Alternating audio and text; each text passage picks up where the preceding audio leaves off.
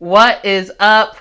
What is up, awesome people of the internet? Guys, so long, farewell to you, my friend. WNBA, goodbye for now until we meet again. Guys, this is the season recap live stream. I got a special guest in the building. Mama here. And we are going to break down the 2025 WNBA season. So that way we can move on finally to college basketball, because Quita in the Morning, guys, starts now. Are you ready? Are you ready? Are you ready? Ready, set, go.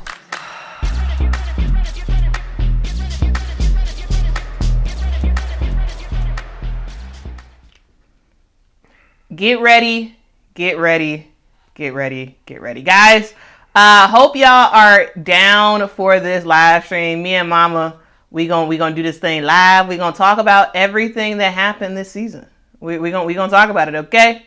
We are going to talk about it. Mama is my special guest for today. Mama, I don't know if you have you attended a never Quita in the Morning show? First time. I know sometimes I've featured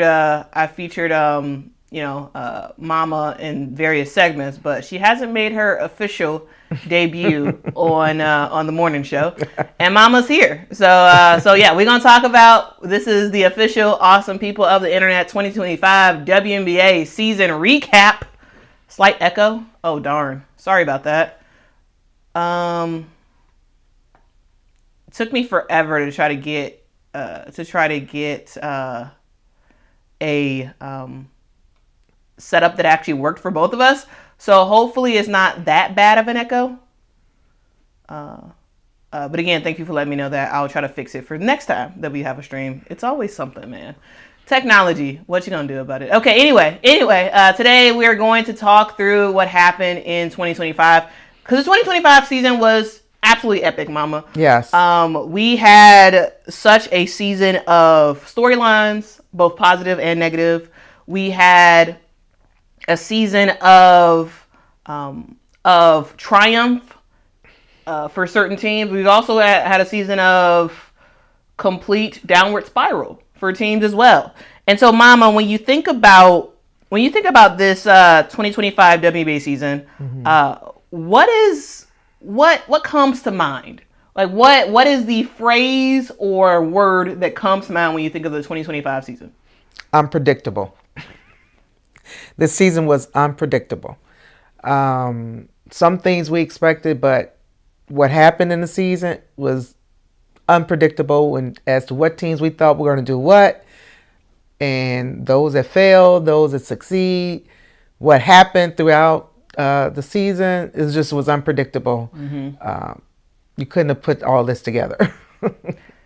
Very, very, very unpredictable. Dion says, thanks so much. Me and Mama got our hair done this weekend. Mama celebrated her birthday this weekend, and she got her hair done, looking good. It's very Dottie Peoples-esque. Dottie Peoples-esque. If y'all know, you know. Anyway, but again, thank you so much to all the people who sent Mama well wishes on her birthday. Thank you for all the folks who gave super chats for her birthday. That money is going to buy Mama some more clothes, because she's like, yeah, I want some new clothes, and she deserves new clothes, so she's gonna get new clothes. So thank you so much to all those people who did that. Yeah, this was a great weekend. Really great weekend. Yes, this is the end of an era for the WNBA, but this is the start of this is the continuation of the growth of women's basketball. And me and Mama, yeah, we let us talk about it. We absolutely let us talk about it. So yeah, anyway, let's actually talk about this year in several themes, because I really do think that's how this year kind of shaped up. Like this was not just a random year when it comes to women's basketball. This was a year of change. Yeah. A lot of change, a lot of things that have happened this year, and I wanted to actually break it down with various segments.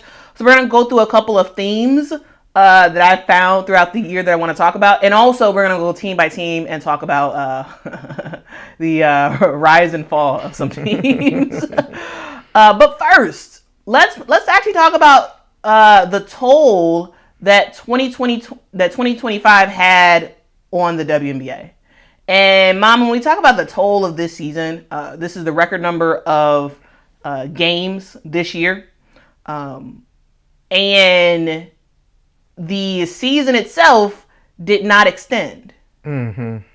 And so the question is, how does the WNBA respond? We saw a boatload of injuries that happened in 2025. We saw over 250 injuries that happened this season. We can kind of go down the list of the various injuries. You had Kayla Thornton who got out for this was out for the season. Courtney Vandersloot. Caitlin Clark with a groin, and then another injury. Anyway, basically the point is there were a boatload of injuries. In particular, the Next Hoops, who has been tracking injuries this season, they tracked 252 injuries on the season, Mama. Wow, that's a lot of injuries. And you got to be like, that was the through line for this entire season, right? We had this the Indiana Fever team finishing the season with 16 players on their roster, largely because of just the injuries that happened. And you had it where Odyssey Sims, who ended up getting added on the team late because of injuries, she was out. I mean, she was off of a team, but she got back into the WNBA due to just the sheer amount of injuries. You had Ray Burrell, Ray Burrell, in the first 40 seconds of the first game of the season, she went down, and it was just a cascading list of injuries. Some players were out just for a couple of games. Other players were out for the entire season. And Mama, can we just talk about that? Like, what? It was crazy. These injuries were absolutely insane, and Mama, I actually don't see any sign of this changing because of the sheer amount of games that the WNBA has. Yeah, I would say the only way it probably will change is if in the negotiation with the CBA that they do bring in, that they increase the roster from 12 to possibly 14 or 15. Because the number of games they're playing and the closeness of the games, I don't think the ladies are getting their bodies enough rest. And especially if they're coming from overseas, or if they're playing it on rival. Either way, I don't think they're getting enough rest. So unless they're going to change the number of people on the roster, we can see a repeat possibly of next year. Especially with so many players that are not necessarily young anymore. We got a lot more older WNBA players now, so that may have also contributed to some of the injuries, not all of them, because we know Caitlin Clark is still young. But in most respect, a lot of the injuries are older players, and your body only can take so much. And I hope that they have learned from this season, though, to take better care of their bodies. Whatever they're going to do off season, that they take care of their bodies better, because injuries are going to happen, but it depends on what kind of injury. It's a different injury just to have a sore ankle or something like that. But when you start breaking stuff and you got to have surgeries, those are the long-term injuries that take longer for these people to come back into the game and make an impact on their team. So, I was just surprised by so many injuries, and it seemed like they just kept coming and coming and coming. It's like, oh my God, this person hurt. Like, oh my goodness, is anybody going to be healthy enough to play the game? Because I know they need at least 8 people to be on to continue with the game. But my goodness, it was a lot to handle. Because a lot of the players that we wanted to see on the floor, they were the ones that really were going down. Yeah. And so we saw a lot more bench players having to Step up. play more time because of that. Even though that's what they're supposed to be there for, but that's not necessarily what we want to see on a consistent basis. Yeah, and Mama, the fact is not just the injuries that happened during the season, but like even before the season started, right? Jordan Horston, Nika Mule, they had already tore the ACL before the season started because they tore it in off-season play. Nika Mule, she tore her ACL last off-season when she was over in I believe Europe. Okay. And Jordan Horston, she tore her ACL when she was in I believe she was in Athletes Unlimited and she tore her ACL. And then we see Benijah Hamilton. She got hurt in Unrivaled. I remember that. And so she had to miss the season due to a, I believe, meniscus injury. You saw the season start off with Cameron Brink still out because she had tore her ACL last season. And so even coming into the season before the games even started, there was already a sizable list of injuries, right? Ty Harris came into the season injured, right? You know what? Some of these players, because they've been out so long, I forgot that they were injured. There's so many players in the WNBA who have had some severe injuries, and then as the season went on, you have again more ACL tears, right? You see Courtney Vandersloot tear her ACL early in the season, and that just kind of continued on with just more and more and more injuries, right? Sydney Colson tearing her ACL, Katie Lou Samuelson tearing her ACL. Leah Rue, I'm sorry, not Leah Rue. Leah Rue did tear her ACL. And you just kind of go down the list. JJ Quinterly towards the end of the season, and you just go down and down and down and down. And I'm just talking about the ACL injuries in particular, but there were so many other injuries that happened this season of players just missing a lot of time because just the sheer amount of games have really reached a fever pitch in the WNBA. We have 44 games this season. This is the most amount of games on record. Yes, players do have charter flights now, but the season itself is short. Yeah, right? I was about to say. The season's already over. It's October, right? The season's over. The season started in May. And that's a small amount of time to have 44 games.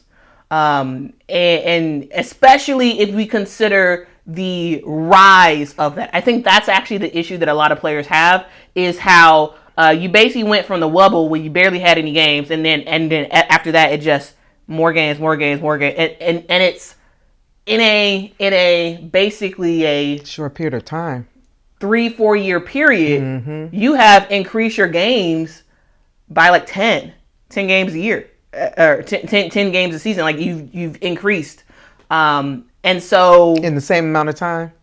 In about 4 years. No, but I'm saying the same as far as the same number of weeks. Basically the same amount of weeks, because you can't move the season up because of college. Right. You can't move it too far back because now you're starting to have NBA conflicts because a lot of the WNBA teams play in NBA arenas. And so this is something that the WNBA will probably be working out with the WNBPA, the amount of games, and ultimately how the league responds to injuries and whether or not they do curb some of that physicality.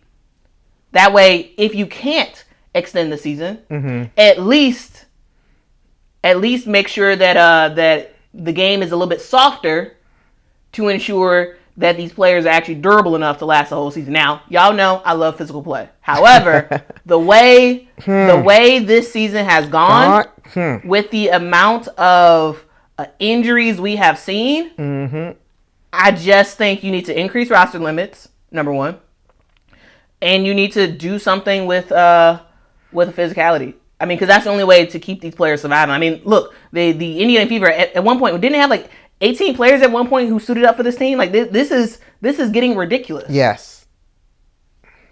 And they got to figure that stuff out. We got some super chats. Thank you so much for the super chats. Trying to show it. Thank you so much. Katie for the super chat says, "Happy birthday to Mama." Thank you. Yes, we have literally been celebrating all weekend. Thank you so much.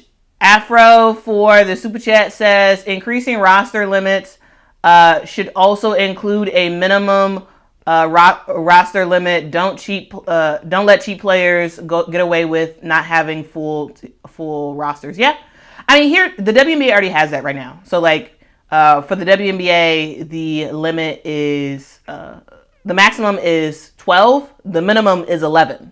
So I'm sure when the WNBA does increase the roster limits, they will also increase the roster minimum as well. Because yes, you're right. Teams would try to find a way to not have to have as many players. That would be crazy, though. Well, the idea there would be to expand the top players you get. Oh. And if you're paying all the top players all the money, you're not gonna have money for the to like really fill out your roster. That's why some teams right now have 11 players instead of 12 because they want to pay the top players more money so that way they can theoretically win. Okay. All right. So yeah. Anything else? Anything else with injuries, Mama? No, it was just too much to bear, especially the ACL tears.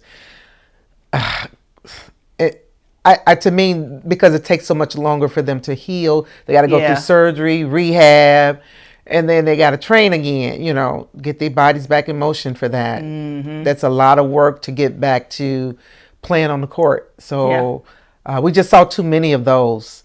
Like I said, you could have an ankle, those kind of things usually don't take nearly as long to heal. And usually you don't necessarily have to have surgery if you got a sprained ankle or something like that. So the ACL, hopefully in this coming next season, they will bring the physicality down somewhat. I'm not saying bring it all the way down because then I think the game won't be as exciting if you don't have some level of physical play. You got to have some level of physical play, but I think some players take it to a different level and can cause problems. Things can happen that you don't anticipate because you're just being physical. So they're going to have to define what is allowed as physical. Can you, go down on somebody for your shoulders and, or, pin them to a place where they don't have any place to go and they just running into you and they don't have anywhere to go and you're as strong as an ox. You're going to hurt them. So the NBA is not nearly as physical as it used to be. Back in the day, it was very physical, but they're not physical in comparison to what they were. So they may have to look at what they're doing now to kind of like save their players. And they don't have nearly as many injuries as they used to have either. The NBA. The NBA used to have more injuries than they do now.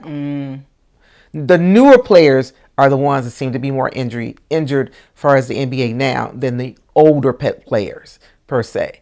But they're going to have to look at it and change that because I think that's going to make a difference as to prevent so much injury. And again, these women have to build up their bodies.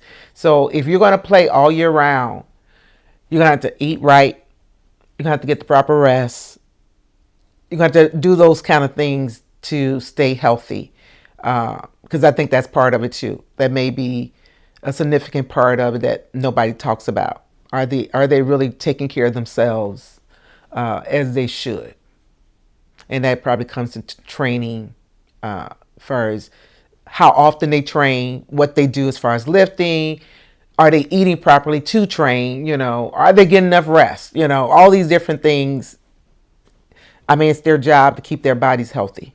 Well, and I think also the area of sports medicine when it comes to female athletes, I think that's also something that just as a whole has to increase. Like I do think that yes, it's players' responsibility to take care of themselves and whatnot, but at the same time, I don't think that there is not nearly enough research on the female body in comparison to the male body when it comes to sports, which is why FIFA is doing a study Really? They launched a study a couple months ago where they're going to be looking at specifically ACL injuries and like what is causing it, because there's a huge rate of ACL injuries in particular that's affecting both soccer and basketball female athletes. And so I do think that just in the area of sports medicine, like there has to be more research done specifically on female athletes. And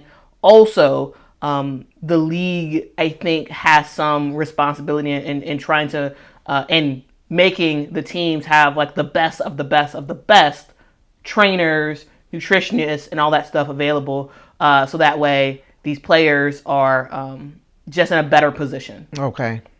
But yeah, I do think that's good to know. There's just stuff all around that has to be improved, because women's sports now more than ever is big business, right? You got women's basketball and women's soccer in a lot of ways leading the charge when it comes to women's sports. Yeah, when it comes to women's sports and the amount of money that can be made out of it. And so I'm really interested to see how more research can make some stuff happen, right?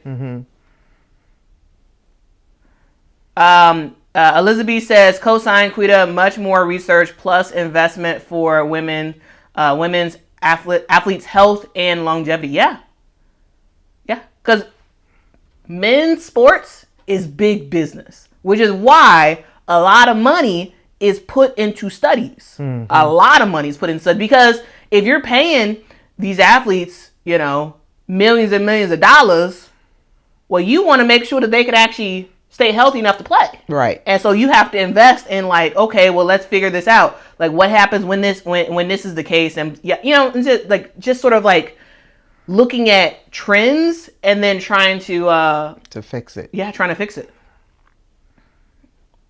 Let's see. Stern, thank you so much for the super chat. Says 12 months playing, you're going to get injured. Yes.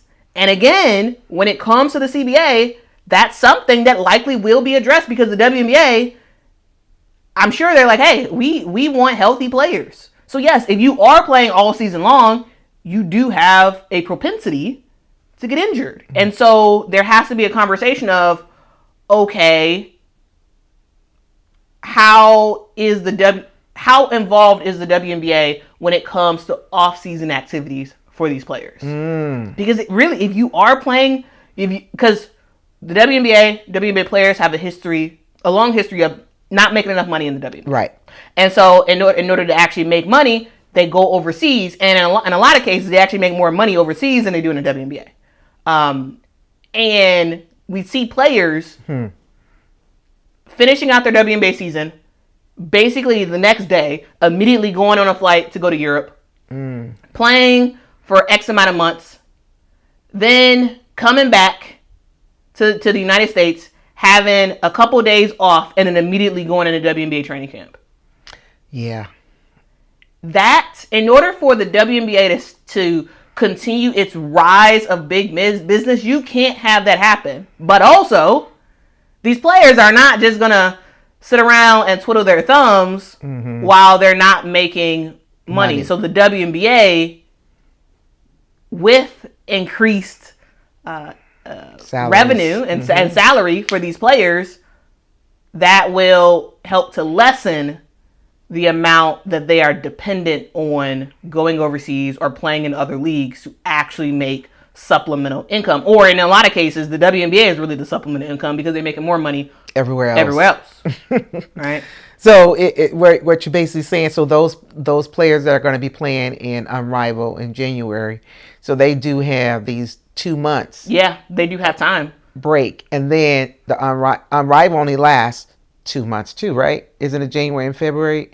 And it ends in early March. Yeah, it ends in early March. Yeah. So that's not bad for those players. It's not bad for them.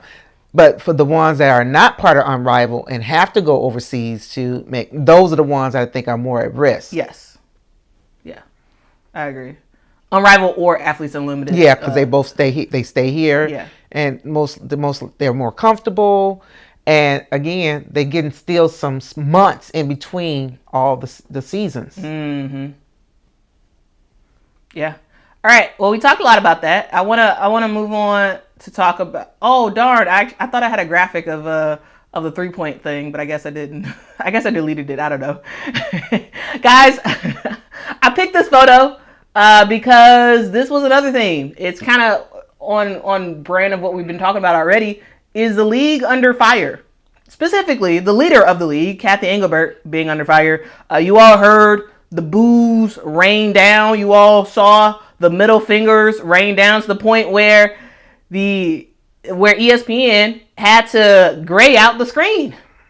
And me and Mama was at the bowling alley, and we was looking at it. We couldn't hear the audio. We didn't know what was going on. And we were like, why in the world are they graying out the screen? Like, what's going on? Why does Asia Wilson look like she just heard something crazy? It's because the boos are raining down. People were sticking up their middle finger at Cathy Engelbert, who has just been under fire in the last couple of weeks. And it's really reached a fever pitch. Now, yes, is Cathy Engelbert, responsible for a decent amount of growth that the WNBA had, or is she responsible for like creating the foundation to capitalize on the growth that the WNBA has had over the last 2 years? Yes. Is she perfect? No. Is she a relationship person? No, she's not. She is clearly she is really bad at that. And these players have gotten to a point where they're over it. Nafisa Collier spoke out. And ever since then, the floodgates are open. They've opened, Mama. Yeah. I don't know what's going to happen. Hopefully they can get the CBA done. I would think that she would want to be out of the spotlight. Because even if you're in the spotlight, you don't want it to be continual negative. And it's been nothing but negativity for her. And I don't know what's the end result is going to be, whether or not she will step down on her own or if they will force her out. But to build from where she's at, it's going to be hard. Mm-hmm. That's the thing. Relationships are hard to mend. We know that on just a general basis. Because people are people. Sometimes people don't forgive easily or they can't get over something. And so that prevents the relationship from being mended. I don't know if that's going to be the case between the players and Cathy at this point. But I do hope that they can get beyond that. I think if the ladies can get beyond it, I think the audience will. Yeah. But they have to see that the players have reconciled with her. And then they'll get on board with it. But as long as the players don't seem to come out in her favor, then of course the fans are going to do the same. But I hope it doesn't last too much longer because I'm a little tired of the saga at this point. We got to get beyond this because again, this is a business and it is affecting how the business is being run and how business is being seen. They got a lot to accomplish in a short amount of time. So hopefully, since the finals are over and we know who the winners are, that they can get back to business at hand and dealing with this relationship issue.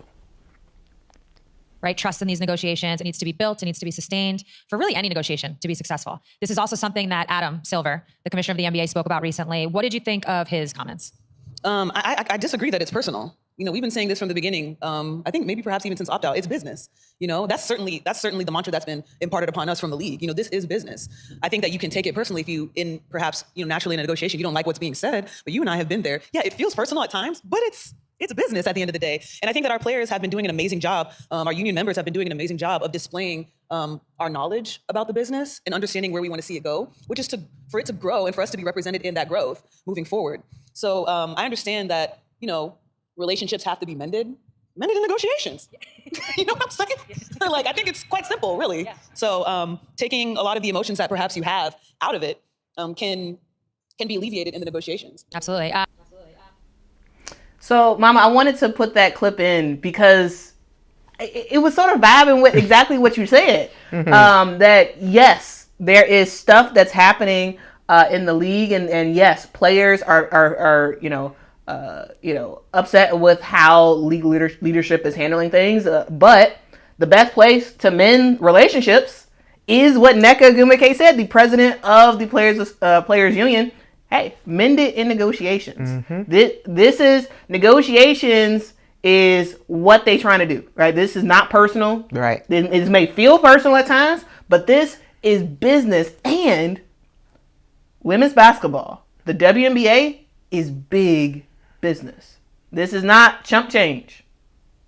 This is not chump. This is millions and millions and millions of dollars. Right. At stake. Hundreds of millions of dollars. Yeah. And so, hey, Cathy Engelbert said some stuff, according to Nafisa Collier. She said some stuff about players. And specifically the players should be on their knees thanking her for the new media rights deal and all that jazz that she supposedly allegedly said. And I have to say alleged because I don't want anyone to sue me. But anyway, we all kind of know what we believe on the truthfulness of what Nafisa said.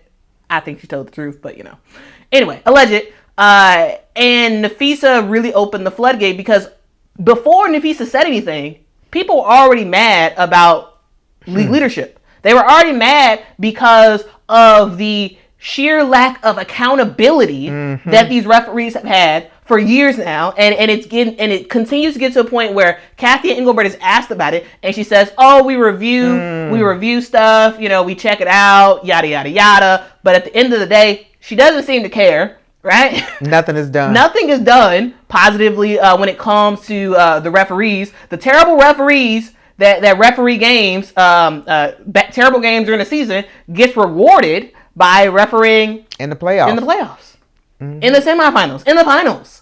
And then you have the question mark of, okay, well, what are you doing about it? Right. You keep saying you review everything, and I didn't know that everything is reviewed, and blah blah blah. Okay, well, why aren't you doing anything about the stuff being reviewed? And so even before Nafisa said what she said, there was already problems. There was already problems with the refereeing, and there was already problems with players being like, "Hey, pay us what you owe us." Right? Remember All-Star Game? Yeah. The shirts that the players are wearing, the signs that the fans had, the chants that the fans are making, because hey, players and their fans are like, these women deserve more than what you are giving them. They deserve more. Yep. And you're not showing up for them. And we're gonna let our displeasure be known, right? We all heard it during All-Star Weekend. And this thing has continued to be a thing. It is spiraling out of control. Yep. And Cathy has to get it together. Yes, she does. Or she has to get out.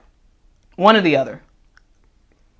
One or the other. Like, this is absolutely insane, and this has to be figured out soon. Now, we did hear that it's even more likely now that that everything will not get figured out by October 31st. October 31st is the deadline for the CBA, but it's looking like it will be an extension. All right, it's looking like there will be an extension to the CBA that both sides will agree to, and then the actual CBA will be figured out likely in November. Nah, I'm thinking probably January. That's way too long. I think that's what it was last time. I think last time it was figured out. Yeah, but so what are they going to do with these? Well, they have to make it an extension. This is crazy. Yeah, it's very, very interesting. And now we have people looking into what Cathy Engelbert did a couple years ago when she did that capital raise, and saying that ultimately is really hurting the WNBA and all this stuff. I mean, yeah, it's absolutely crazy. So yeah, lots of stuff happening in the WNBA. And not all of it positive, including this one that we're talking about right now. But, Mama, let's move on. I thought I had a graphic about this, but maybe I didn't. Darn, I don't. Okay, so let's go back to this real quick. I just want to talk about two other things that is a topic. I don't have a graphic for it, but Mama, numbers for the WNBA season this year have been really good. People have been watching the WNBA, and despite the injuries, despite the narratives and whatever, we have seen a very good year when it comes to viewership, right? This year, the WNBA Finals is the most viewed finals in 25 years. Wow. Now, yes, did the Aces sweep the Phoenix Mercury? Yes, they did. But people were watching, people were engaged, people were just overall excited. We saw the Golden State Valkyries sell out every single home game this season. Every single one, Mama. It's over 18,000 at the Chase Center for women's basketball, right? We all know that, of course, the Indiana Fever was selling out games and having teams move to different arenas and all that stuff. But the point I'm trying to make here is, Mama, the growth that we've been talking about for years wanting to see in the WNBA. We see it. It's here. And it's sustaining. Like in 2024, yes. Giant bump. Absolutely. Caitlyn effect was a real thing. Absolutely. But what this showed is that the growth is beyond the One Fever. person, right. Beyond one person. And it is being seen throughout the league. Yeah. Right? Numbers overall are up when it comes to attendance. Right. Right? You added in, again, the new expansion team that a lot of people were like, what did we expect? We're not sure. But that fan base showed up and showed out every single game. And we have 2 new teams joining next year in Portland and Toronto. And, you know, if the Valkyries have given anything, they've given a playbook of how to do it. How to do it and how to be successful at it. And it does seem like we will see a similar thing in Portland, a similar thing in Toronto. Yeah. When it comes to just the fan support in the WNBA. Right? And I personally love to see it. Yeah. Okay? It's beautiful. I love to see it. This is what we talking about, okay? And so to me, even though these negative things have been highlighted, people still were interested in the WNBA. They did not let that turn them off because of it. You know, if you were a fan before, you still were a fan. You gained some new fans in the beginning of the year because of the new team, the new expansion team. But for the most part, those of us has been engaged from the beginning. We are still engaged, and we've carried some people with us, and they've become engaged, and that expanded the fan base. So you're right. The WNBA has really had a great year as far as fans showing up for their teams. That's been beautiful. Yep. And I love to see it. And again, the WNBA is now, next season, entering into a $2.2 billion 11-year agreement for the media rights stuff. And I just anticipate numbers just continue to go up. I just do. Because this has just been a really great period for just women's sports in general, but in particular, yes, WNBA. This also has been a year of the 3-ball. I thought I had a graphic for this, but I guess I did not have a graphic for this. But we have seen a bunch of threes that have been raining down. We saw 8.2 threes per game on average in the WNBA. So during the 2025 WNBA season, teams averaged 8.2 threes per game. Now, I tried to go back in the stats, and I can't find anything higher than 8.2 in the history of the WNBA. And so from what I can tell, this is the most threes in WNBA history this season. Right? And we have seen some big time 3-point performances. I'm talking about Ryan Howard, who she had 2 games or 2 games where she had 9 3-pointers in a game, right? We saw Kayla McBride knock down 8 3-pointers in one half, right?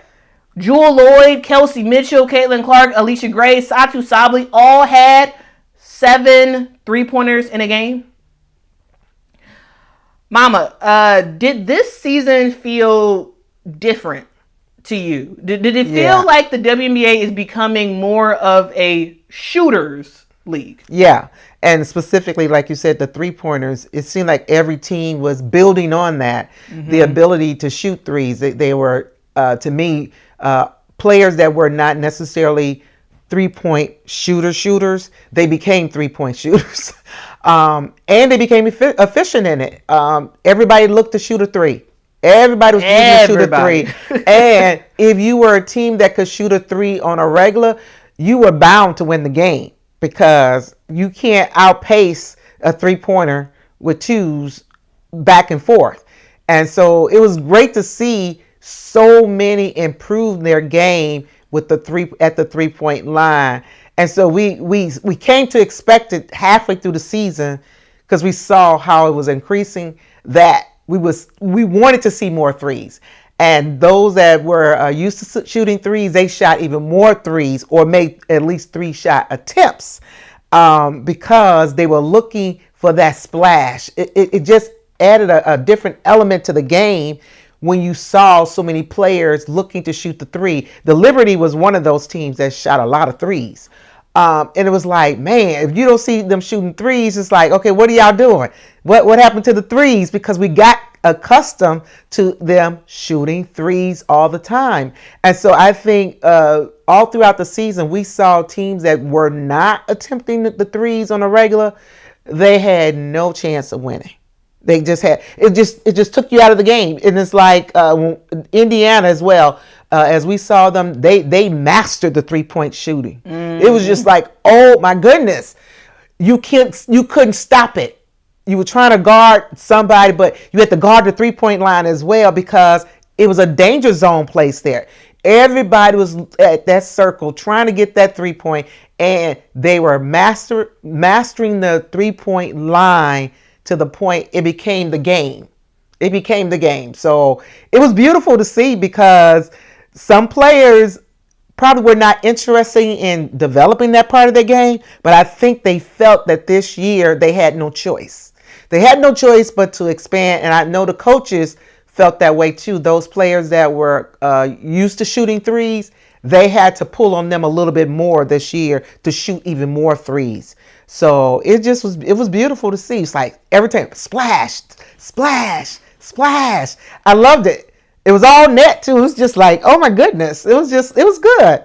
So hopefully next year, I'm sure that they're going to even expand on it even more, because it's become a custom for teams to aim to shoot as many 3s as possible, because that enhances your chance of winning the game. So yeah. It's sort of like in a way it's kind of similar to the NBA now, where like in the NBA you just see threes, like you just so many threes, and that's the case in the WNBA now. We're seeing a lot more 3s, and we're seeing teams that, hey, if you don't have the 3-ball shot, you're gonna have a hard time, hard time, to actually win games, right? And speaking of winning games, Mama, can we talk about the team that actually won it all? The Las Vegas Aces, Mama. This is a team that, in 2020, this is a team that won 2 back-to-back years, right? In 2022 and 2023. Last season, in 2024, the Aces fell in the semifinals to the ultimate champs, the New York Liberty. And after that season, where in a lot of ways, you could say that the Las Vegas Aces underperformed in 2024. They were like, hey, we got to make some changes. And so we see Kelsey Plum get traded to the Los Angeles Sparks. And we see Jewel Lloyd. It was a 3-team trade between the Seattle Storm, the Vegas Aces, and the LA Sparks. KP went over to LA. The Aces get Jewel Lloyd. And the idea was, okay, this Aces team is regrouping. They're revamping. They, add in Dana Evans from the Chicago Sky, who's a free agent, or who just did not have that great of a season in 2024 in terms of like just everything that surrounded her in the Chicago Sky. Like it wasn't that great of a fit anymore. Right. Even though, of course, Sky fans still love Dana Evans, or most Sky fans. Sky fans have been around for a long time, love Dana Evans. But the point I'm trying to make is that the Aces knew they had to make some dramatic changes. And they were doing it as the lone WNBA team without a GM. They got rid of their GM at the end of last season because, hey, it wasn't working out. And they were like, you know what? We're going to do it with Nikki Fargas, the president of the team, and Becky Hammon working hand in glove to create a roster that works. And at the start of the season, there were a lot of questions for the Las Vegas Aces, right? They were losing games. Chelsea Gray was not playing like Chelsea Gray. We saw, of course, Jackie Young and Asia Wilson kind of carrying this team, but Jewel Lloyd didn't look great. Chelsea didn't look great. Kia still wasn't really producing anything on offense. And there were some question marks about how good is this Las Vegas Aces team, right? Will this Aces team even make the playoffs? At one point, that was a thought. And overall, the Aces just were underperforming. 100%, they were underperforming. Right? And then we started to see a series of changes. We saw Jewel Lloyd, opt to come off the bench, and we saw Becky Hammon, agree to that, and Jewel Lloyd started coming off the bench. We also saw a major trade that sent NaLyssa Smith, NaLyssa Smith, talk about somebody who has had a wonderful 12 months. This girl went from being on the Indiana Fever last year, where it was a bad situation. It was the fan outrage around her and all. It was too much. It got to the point where it was just like, God, this is beyond basketball. And she needed to get out of Indiana. She needed to get out of Indiana bad. Well, she also wasn't a fit for what they were running. She wasn't a fit, yeah. What they were running through Caitlin last year. It didn't work. It took her out of her game. Yeah. Yeah, she couldn't be productive in that kind of a setup. And so we see a trade that sent NaLyssa Smith over to Dallas. And her and Dejanay were on the same team for a little while. They both wound up in Dallas. Very excited that they were both in Dallas together. But the season in Dallas also didn't start well. It started horrible, to the point where they ended up firing their head coach because it was so bad. The Dallas Wings severely underperformed. We're going to talk more about the Dallas Wings in particular in just a sec, but I'm just trying to set this up to give the story about NaLyssa Smith. Dallas looked terrible. And NaLyssa Smith, she was a piece that Dallas could move that could lead to something. That can lead to more draft picks in the future. And so the Aces wind up trading for NaLyssa Smith. And at the time, there was some people that was like, what? NaLyssa Smith on the Aces? That makes no sense, right? But here's the thing. The Aces saw the vision. And NaLyssa Smith went from being not a fan favorite on the Indiana Fever to basically kind of, in a way, kind of getting pushed out a little bit. But I think she wanted to leave. Going to the worst team in the WNBA, and then getting traded mid-season to play for the eventual champs and to be a key member of the Las Vegas Aces team. Mama, what a year for NaLyssa Smith.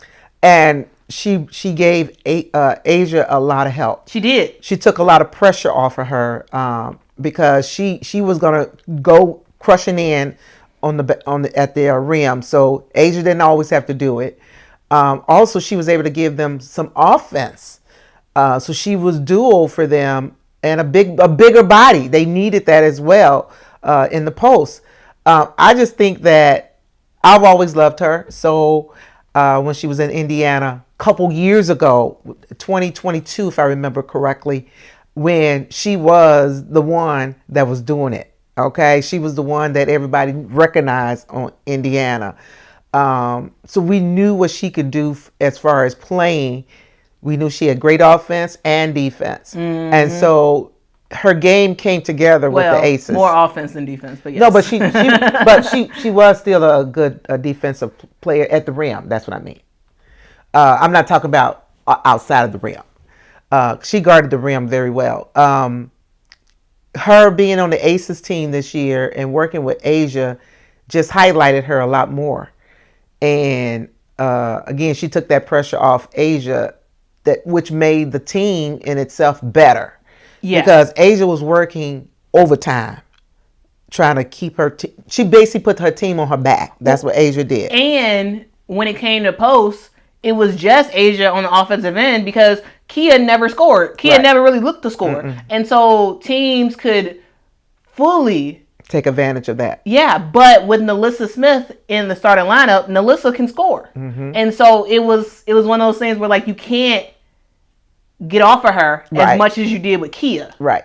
Because Kia is more of a defensive player, not really an offensive player. And I thought that sort of like 1-2 punch of NaLyssa with the Las Vegas Aces, this season, she averaged around like 8.2 points a game when she was with the Las Vegas Aces. I thought she was huge with the Aces, and she had some big rebounds at times, and ultimately, is a huge part of the success of the Las Vegas Aces. Is the impact of NaLyssa Smith and the impact of Kirsten Bell. Yes. Kirsten Bell was another player who ended up getting that fourth-year option, and a lot of people were like, "What?" Even myself, I got to call myself out. I was also like, I don't see the vision for Kirsten Bell on the Las Vegas Aces. It didn't make any sense to me. I didn't understand it because I didn't think that she really did much to impact the team in years past.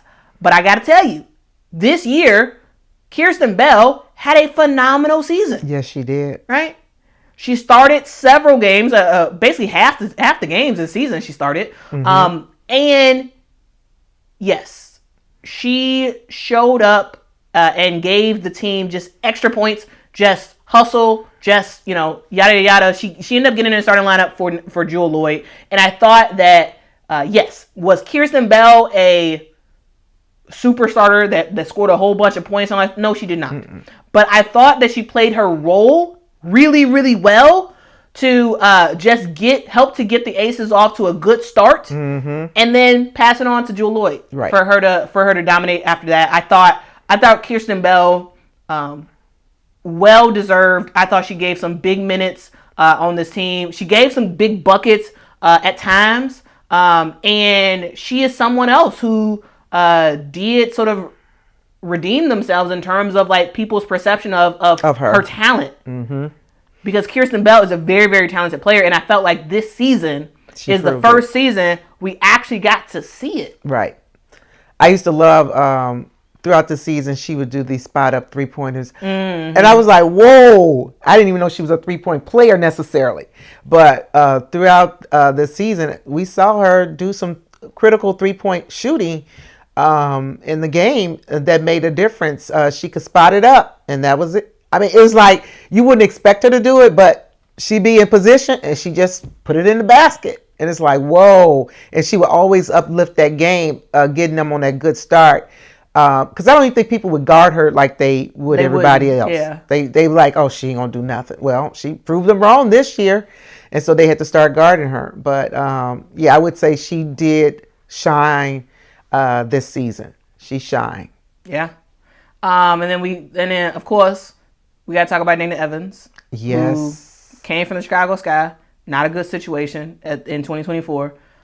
Went over to went over to the Las Vegas Aces, and there were some people who were like, "Oh, she's not even going to make the team. Dana's not good enough." And what did Dana do? What did she do? She dropped what was it, 21 or something like that in the WNBA finals in game one. I mean, yeah. So all those people who say what up, and this is the thing. This is why I love sports, because sports allows you the opportunity to change the narrative. Mm-hmm. All the people saying whatever they want to say about her and she wasn't good enough and yada yada yada. Look at what she did, and now she has another champion. She has her second championship. Kirsten Bell has 3 championships now. Wow! In 4 years, Kirsten Bell has won 3 WNBA championships, and Dana Evans with her second WNBA championship. I mean, winners win, and Dana Evans, Kirsten Bell, and everybody else with the Las Vegas Aces, they some winners. And speaking of winners, Jewel Lloyd, mama, 10-0 in the finals. Never lost in the finals. Wow. Amazing stat. And of course, Jackie Young was flat out fantastic this year. She had some huge moments, and like it was really her and Asia that were just, they were cooking this entire year, mama. Yeah, they were. Even when the Aces were struggling, you knew you could always rely on them too. Jackie Young to show up and show out. And of course, mama, when we talk about the Aces, I would be remiss not to talk about the greatness of the Asia Wilson. Asia Wilson, yeah. Mama, Asia Wilson has had a season for the books. Mm-hmm. This has been probably one of the greatest seasons of individual talent that we have ever seen in the WNBA. When we talk about Asia Wilson, of course, you got to go through the normal stat lines, because she Asia Wilson, averaged 23.4 points during the regular season, 10.2 rebounds during the regular season, 3.1 assists, because she can pass the ball as well. This was someone who definitely was the best defender in the WNBA. She was the co-defensive player of the year with her and Alana Smith, but in my opinion, it really should have just been Asia. I don't think there should have been a co there. But no disrespect for Atlanta, but like seriously, it was absolutely amazing to see Asia Wilson on the defensive end. Defensive player of the year. Best player overall, so of course, MVP. Mm-hmm. This is someone who has, in a lot of ways, has just rewritten rules.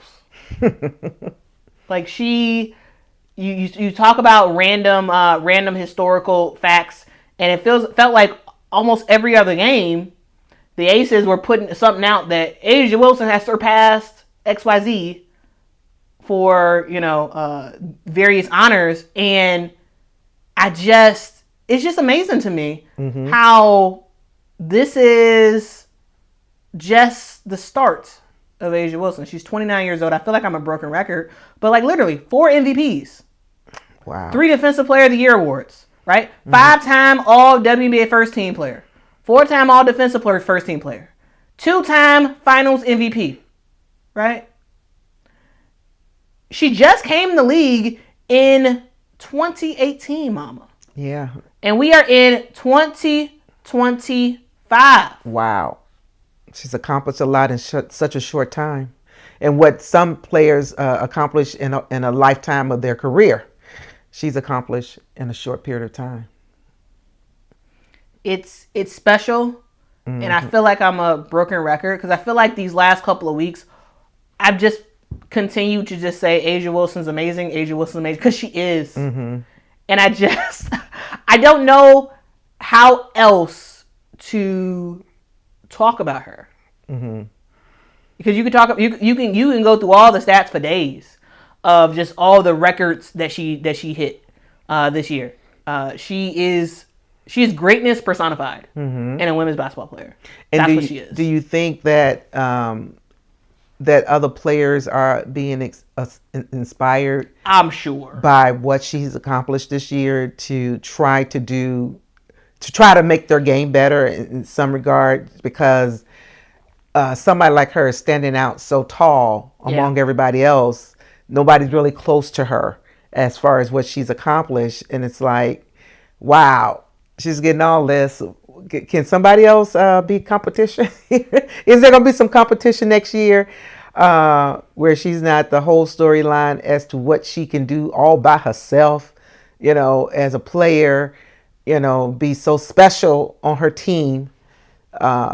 We know Nafisa Collier is absolutely spectacular on her team.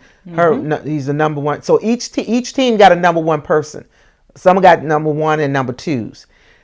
But when you got a person like Asia that stands out above all of that, it's hard to compare to everybody else. So I hope that she has become an inspiration to not only her teammates but the whole WNBA, the league as a whole. Those that do have talent, that they hone in on that talent, become better, hone in on your talent and make it better, because look at what she's accomplished. I'm sure this is not the end for her.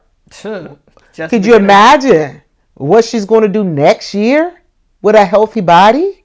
Can you imagine? She's got to exceed what she did this year if she's healthy, I would say. So I think all the WNBA players need to look at somebody like her and become inspired and say, she's got skill, she's got discipline. I need to have that same thing, and let me get to my greatest in this coming year. Let me get to my greatest. So hopefully that's what they're taking from somebody like her, like most people did when it came to Michael Jordan. They was chasing after who he was. You gotta have something to look up to become that. So you can aspire to.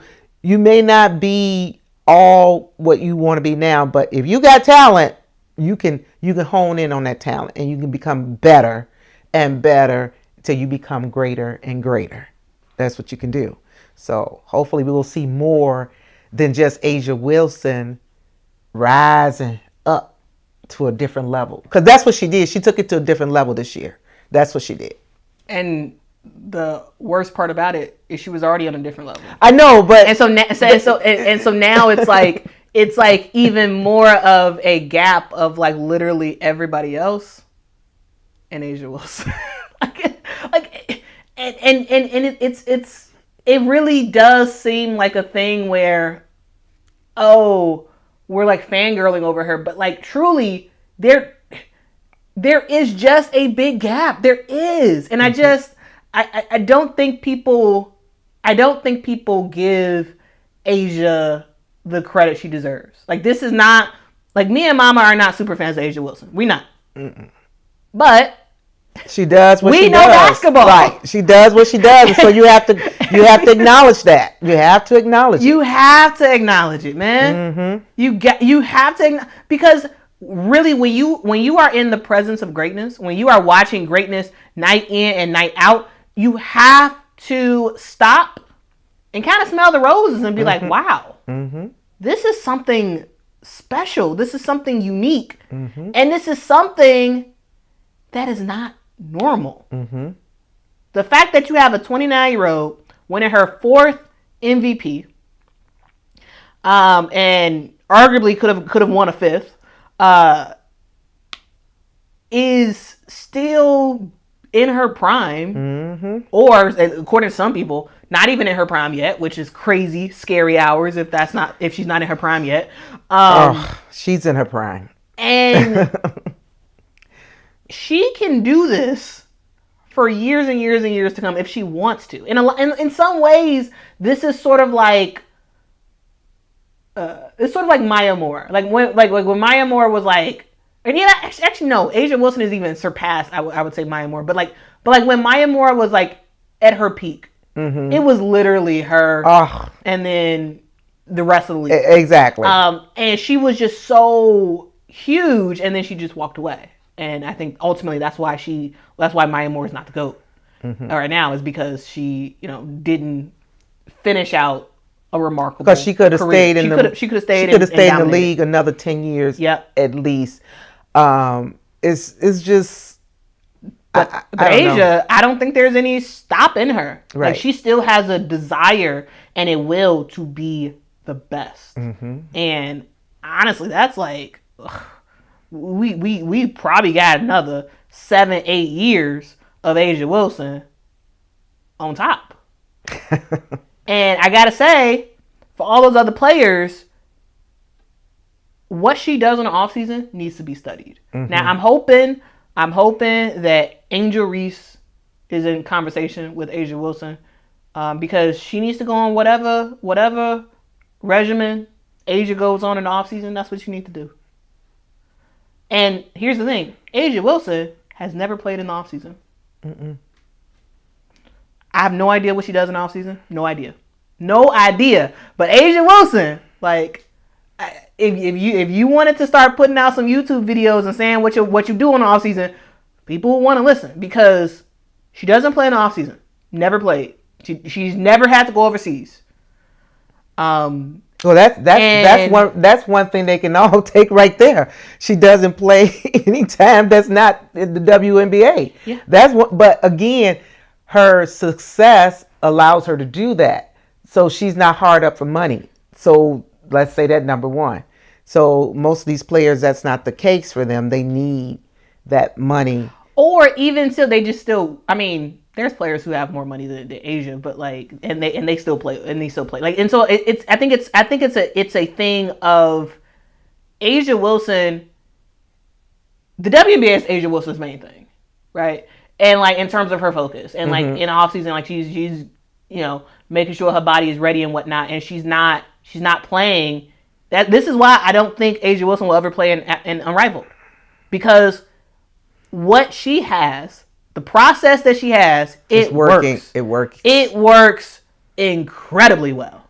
And so she doesn't need to go overseas. She ain't got to go to Europe. She ain't got to go to Athletes Unlimited. She doesn't have to do Unrivaled. She rests a lot, and then she gets back at it. And it looks like every year she's better than the year before. And I gotta say, when it comes to all this other stuff that players are doing, some players, and especially post players, you should be studying. Calling Asia Wilson, be like, hey Asia, what Can you please share what you do? Yeah, what trainers do you work with? What are the specific regimens you do? Because truly, everybody needs to be following that. Because yes. Now, is Asia Wilson's talent one of one? Absolutely. So, like, just because you do her training stuff does not mean you're going to see Asia Wilson level success. But I guarantee you'll see some success. You'll see some. Yeah. Let's see. Oh, we got a super chat that I didn't say earlier. Sorry about that. Thank you so much, Stern, for the super chat. Says, TV never showed Cathy until the trophy ceremony. Yeah. Well, because I think they know how people feel about Cathy. Yeah, they didn't want to expose her too much. Yeah, I think they know. Shamika says we need to get 500 more subscribers so we can get the weekly show with Mama. Subscribe. Yes, subscribe to the channel. If you want to post in the chat, just subscribe. It's free. It costs nothing to subscribe. But yeah, once we hit 39,000 subscribers, I should have said 40,000 so we can get over the hump at 40,000. But we said it already, so it's happening. When we hit 30,000 or 39,000 subscribers, Mama will debut her weekly show. So y'all better be excited about it. All right. Y'all better be excited about it. I've seen some good suggestions about titles. But anyway, Mama, we've been talking about the Asia Wilson of it all for far too long, though we can talk about that for days because she's just her. But anyway, Becky Hammon continues to see success as a WNBA head coach. At this point, she is basically the most accomplished new coach in WNBA history. Like she, again, in 4 years, she got 3 championships. She has 3 championships. Yeah. Success. And, Mom, you want to know the funnest part? What? Not the funnest part, but the interesting part? As a player, a championship she never had a championship as a player. Never. Got close a couple times, but never could get over the hump and win a championship. And then for the same team that she played for, Now she's won 3 as a coach. Because remember, guys, the San Antonio Silver Stars got bought by they got bought and moved to Vegas and became the Las Vegas Aces. So the Las Vegas Aces is the San Antonio Silver Stars, where Becky Hammon was a player for a long, long, long time. I just love the full circle of it all. Yeah. This is a girl who went. She was not drafted in the WNBA. Right. She was not drafted. She ended up trying out and making a roster spot on the New York Liberty. And her and Teresa Weatherspoon basically became besties at that time, because Teresa Weatherspoon was on the Liberty. And Becky Hammon went from being a basically unknown South Dakota player who ended up basically walked on. Her talent elevated her to a person who could actually play in games, not just make the team, but actually play in games. And she was a part of big moments of the New York Liberty. Then she goes over to San Antonio, and truly, when she went over to San Antonio, that's when I really started paying attention to Becky Hammon. To be honest with you, I didn't really check for her when she was with New York, but when she went over to San Antonio, she was the top dog. Yeah. And she gave the WNBA some huge moments, but could never win a championship. And now, as a coach, she's won 3 championships out of 4 years. Out of 4 years. That's success right there, y'all. That's success. That's success. That's what it looked like. Yeah. These other new coaches would love to have just one, and here she got 3 out of 4. Well, there's some long-term coaches that haven't even won 3. That's true. But in 4 years. That's true. Amazing. Anyway, let's do we've been talking for a long time, so let's do a quicker conversation. We're gonna go, guys. Me and Mama gonna go team by team. We not gonna take all day.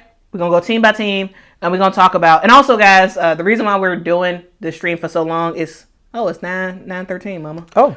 The reason why we're doing this stream for so long is because me and Mama are off this week. We actually took off this week because we originally had plans to go to either Game 6 or Game 7 of the WNBA Finals. But as we all know, there is no Game 6 there or 7. There is no 6 or 7 because it ended in 4, okay? So we took off for the week because Mama normally take off around her birthday. I sure do. And I was like, what if we went to a finals game together? And so that's what we was going to do.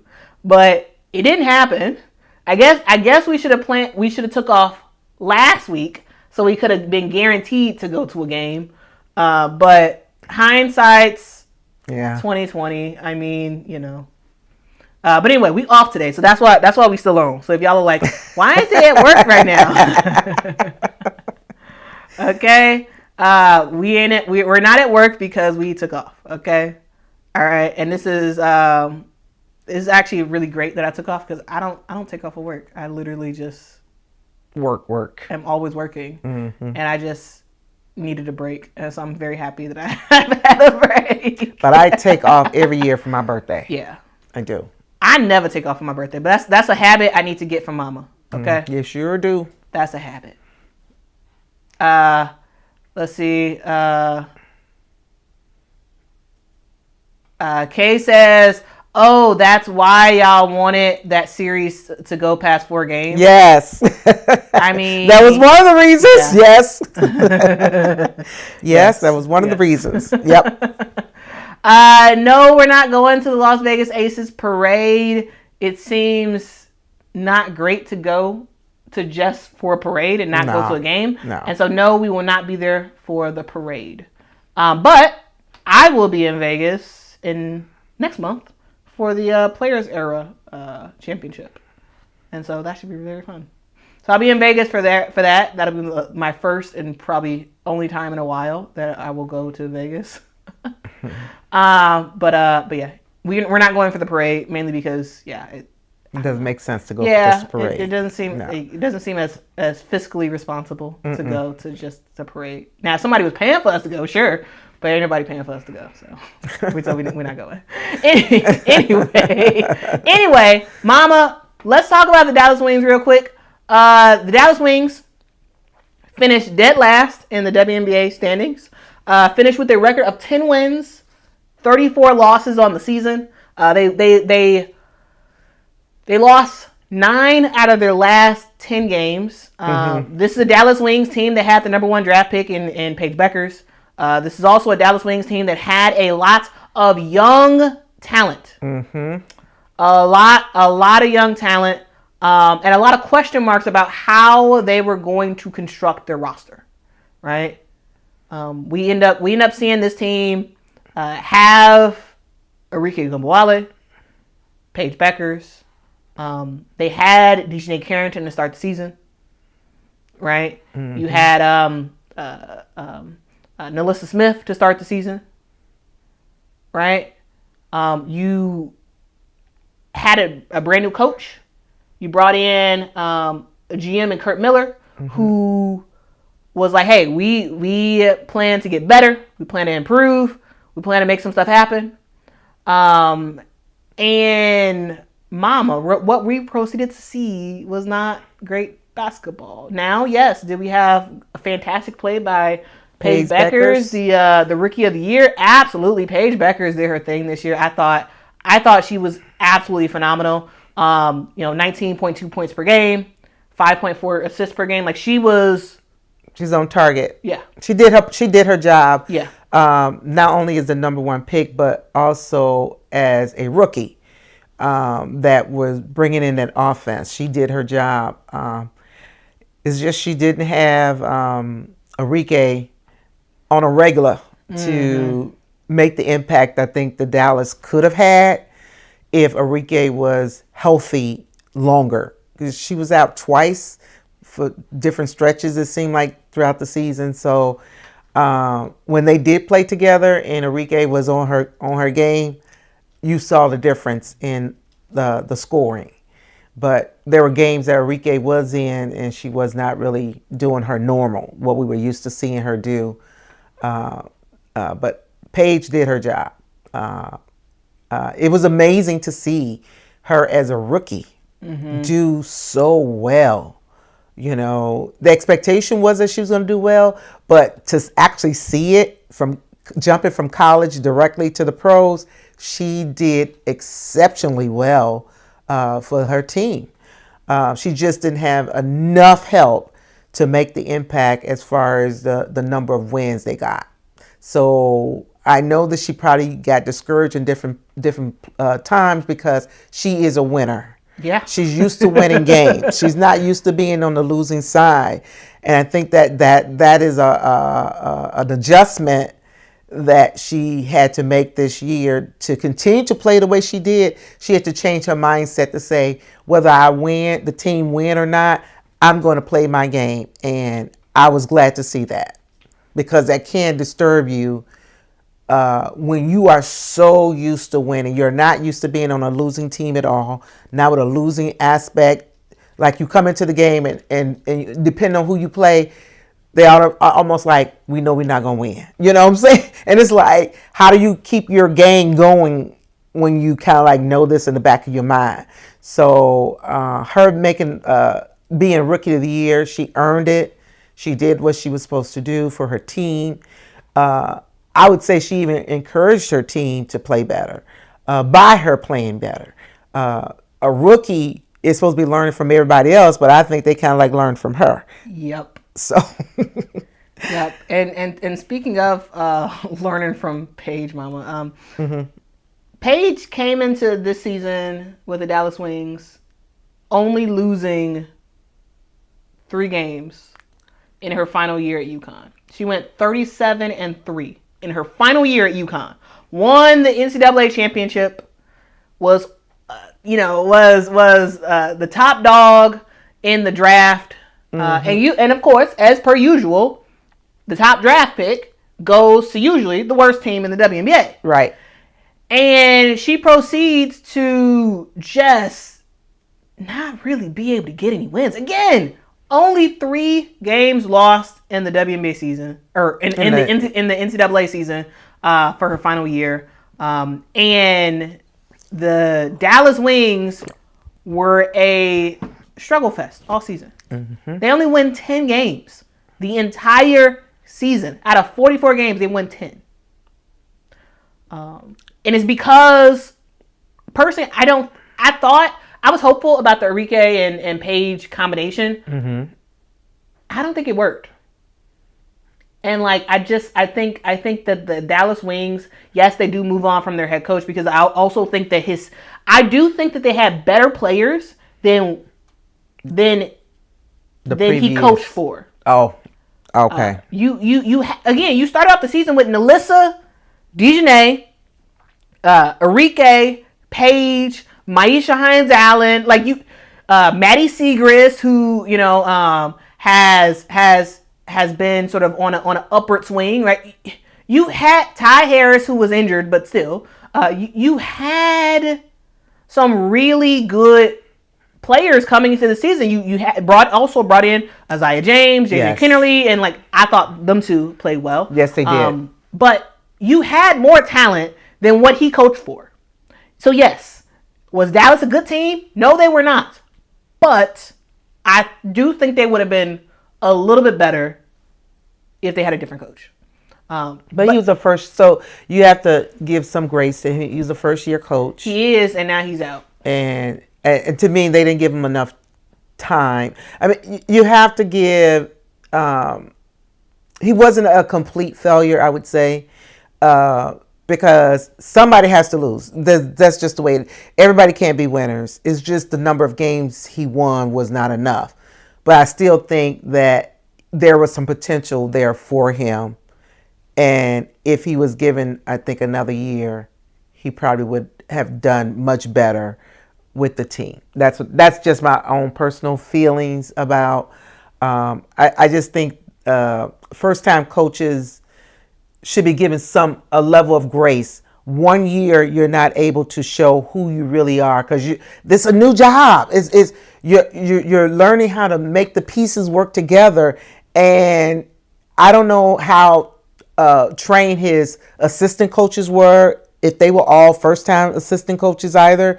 I don't know if that was, because I think that could also help if you had a level of experience with somebody new, like when you start a new job. When you start a new job, and somebody usually that's well trained will train the new person.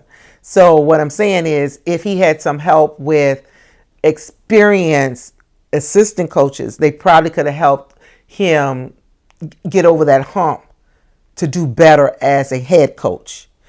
So the fact that they did not give him a second chance is just, And I liked his personality too. I will say that.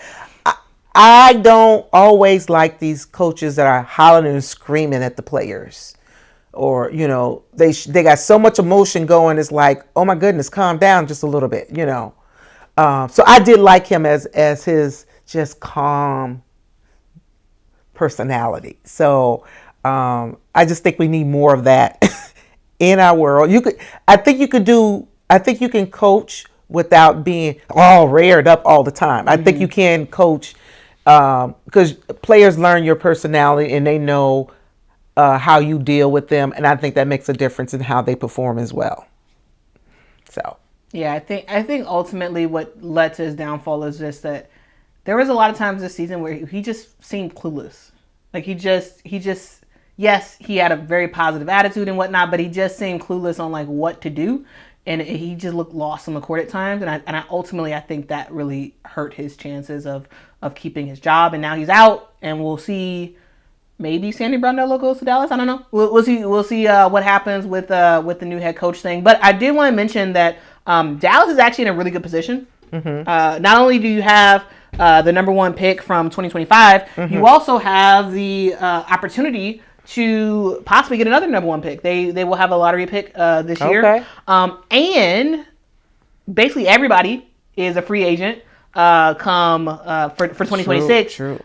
And the Dallas Wings are actually building a new practice facility right now. Oh, are they? The facility should be done in spring of 2026, so just in time for the new season. They're gonna have 700 or sorry, not 700. 700 would be huge. 70,000 square feet of space. Mm-hmm. They're gonna have 2 courts. They're gonna have a 3,800 square foot player locker room that has steam, sauna.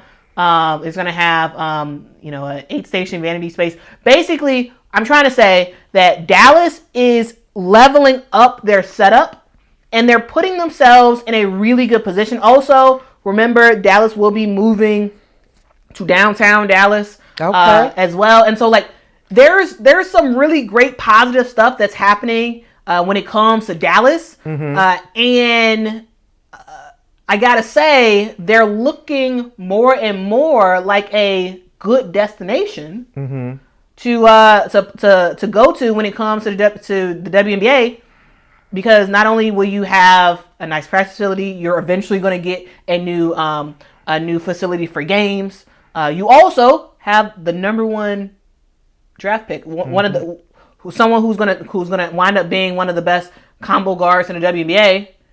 In Paige, is she a point guard? Is she a shooting guard? I think she's both. But there's a lot of players who are going to want to play with a talent like Paige. You're going to have another top pick coming in, depending on who that is. I could totally see a situation where Dallas is a team that everyone flocks to because of the amenities that they're building and the franchise level talent of Paige. So it'll be up to getting the right coach. Yeah, which is why I think they actually moved on now. Because they're like, actually, this is a huge opportunity for us, and we need to capitalize right now. This is not a time to play for Dallas because of the other moves that they're making as a business. And with a talent like Paige, you have to be able to surround her with other support players that can enhance her game even more. Could you imagine what she could do next year if she had the right players surrounding her? Could you imagine? Oh my. Yeah. Yeah, we'll be talking about them not being at the bottom next year, right? Yep. They may be in the championship next year, depending on how they build the team. No, depending on but see, there you go. You're going too far, Mama. No, I'm not, because you just said that they're rebuilding the team. So who's to say who they're going to get? That's true. Yeah. So depending on how they rebuild the team, and this is for all the teams that were horrible this year, depending on how you, since you got all these unrestricted agents now, how many you could get a pool of people you can choose from, depending on whether or not you can afford to pay them.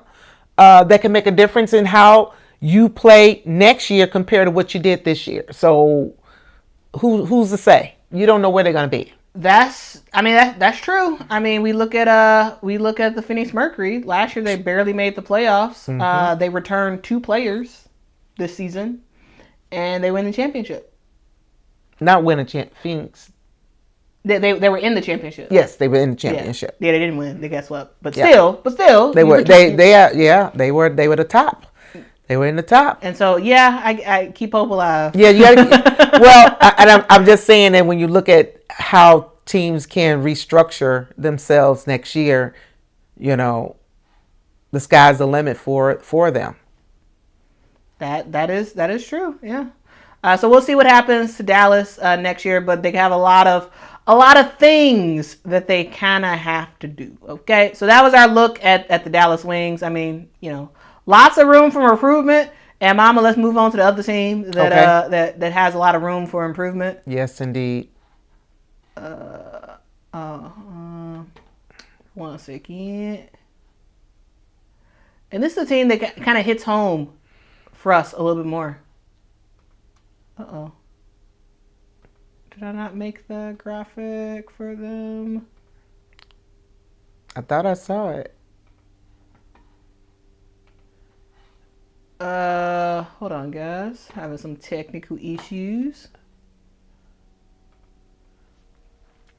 This is a different setup for me and Mama, and so I had to set this stuff up and hope that it actually worked during the entire stream. But it looks like I am starting to have some issues, but let's see.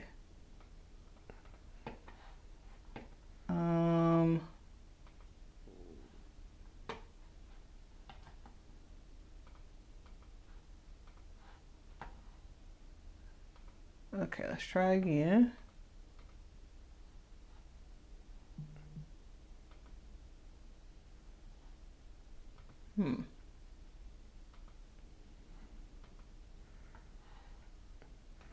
Maybe you have to go to another team and come back.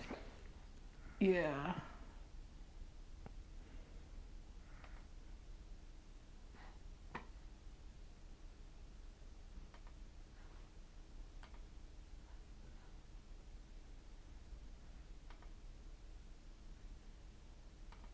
Okay, that's the Sparks.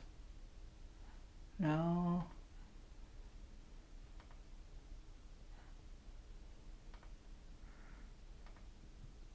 There we go. All right, there we go. Sorry, guys. This is, I was going to say this is live radio. This is live YouTube. This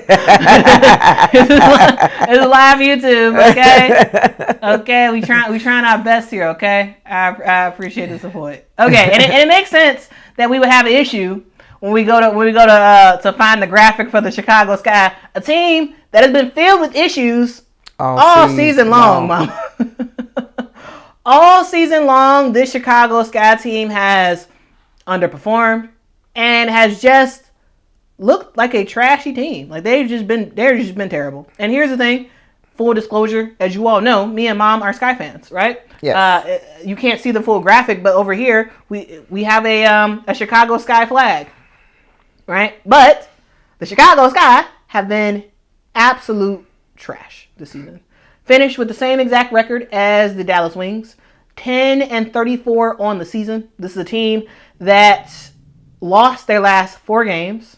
And not only did the Chicago Sky, Mama, start off the season terrible with getting blown out several games. Not only did that happen, you start to have injuries. Courtney Vandersloot goes down. I mean, we were trashed before she even went down. But anyway, she goes down. And we continue to stay trash. And then towards the end of the season, the Sky have probably blown up any chance for Angel Reese wanting to return to the team by her, talking about the team and them suspending her for half a game.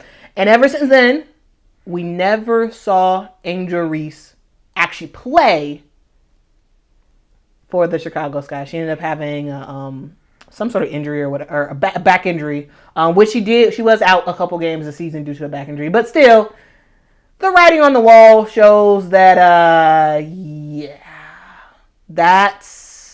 this is a trash team that is going to stay trash for a long time, Mama. Well, and I don't see an end in sight. Don't say that. You don't say that. But Mama, okay, let's talk about the prospects. Let's talk about the prospects. The Chicago Sky was voted the worst run team in the WNBA. I understand. This is a team that is on record as being a very, very cheap team. Even though Michael Alter is a billionaire, who is the team owner, main team owner. This is a team that has had delay after delay in their practice facility. The practice facility was supposed to be done originally in December of 2025. Now it's been pushed back, and so likely it's going to be done around that, March, April, May type of range. However, I don't think it's going to be done on time because I went there a couple weeks ago and it does not seem like it's anywhere close to being done. And we are about to head into a Chicago winter. And so, that's not going to be done on time. And so it's likely that we will be practicing. I keep saying we, like I'm not on the same whatever, but it's likely that the team will be practicing at Saks Recreation Center again for next season. This is a team that players around the league don't like. They say it's cheap. They say they don't have the amenities. This is also a team that has shown some strategic incompetence in terms of over the years. Top players at the top players have left. From Sylvia Fowles forcing her way out.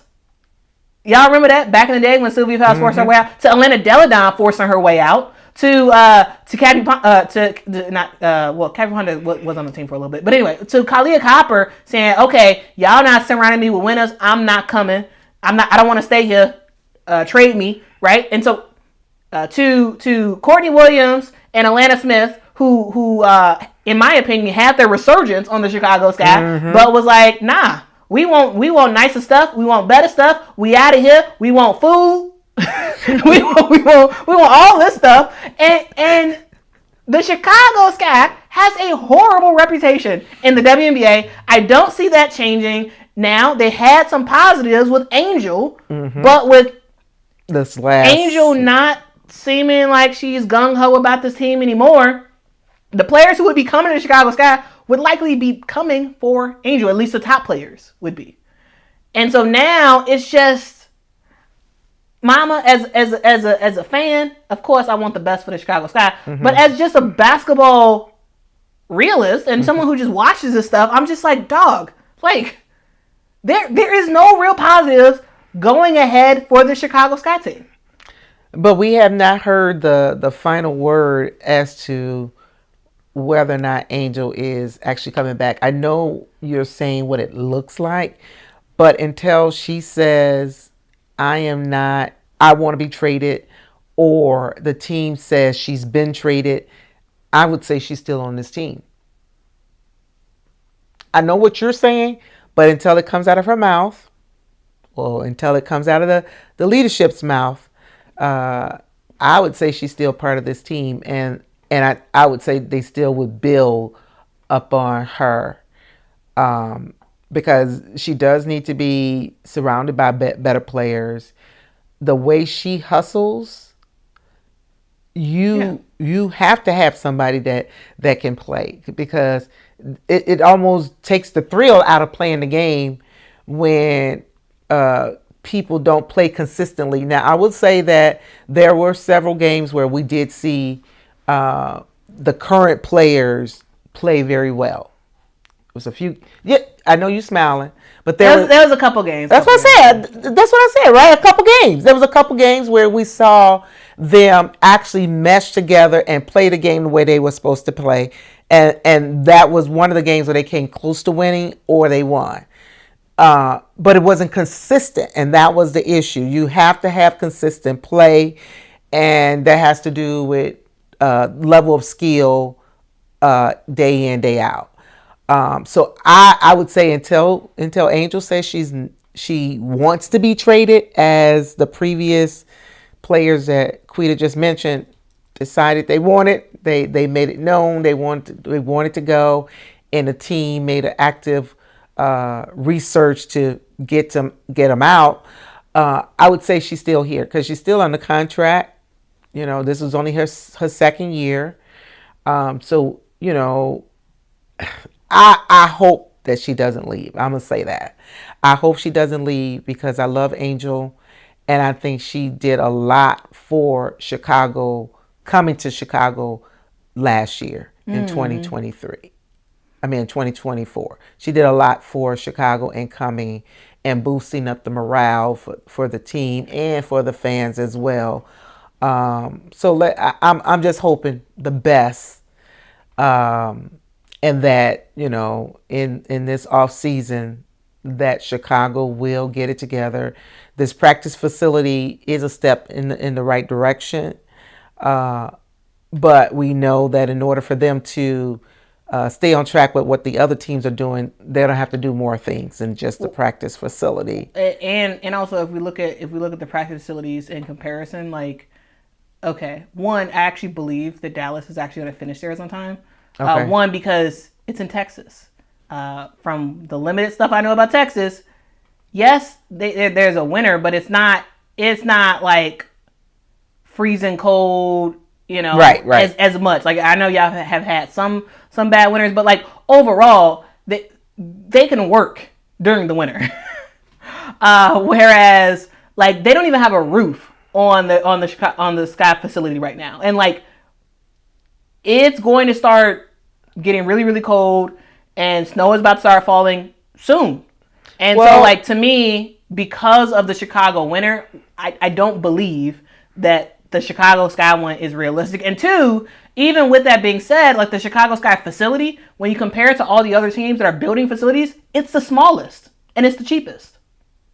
Out of all the facilities, Dallas is getting one, Indiana's getting one, the LA Sparks have announced they're getting one. Like, everybody's getting one, and they're all bigger and they're putting more money in it than the Chicago Sky. And so to me, yes, you're getting a practice facility, but you're going to come into it in a brand new facility, basically at the lowest bar of all the WNBA teams, but already, and it's a new facility.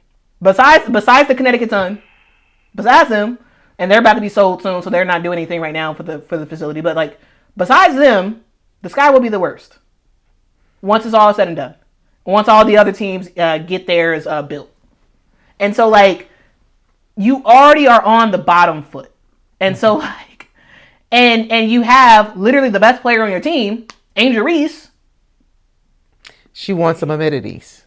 Well, and also she wants to feel like she's valued, and yes, the decision to first initially say, basically kind of be like, oh no, it's fine with what she said, because initially she said what she said, it came out the day of the game, and she apologized to her teammates, and it seemed like everything was all hunky-dory, and then she was suspended the next game. She was away from the team, and then they announced that, oh, we're suspending you for the next game for the first half. And so, like, to me, that really they really just made everything from bad to worse, because Angel led the team in points per game, led the team in rebounds per game. She was someone who led the team in assists per game as well. So Angel on top, points, rebounds, assists for the Chicago Sky this year. Right? She was, I believe, second on the team in steals this year. Right? And so, like, she was huge for this team. Yeah. Absolutely huge. Yeah. For the Chicago Sky.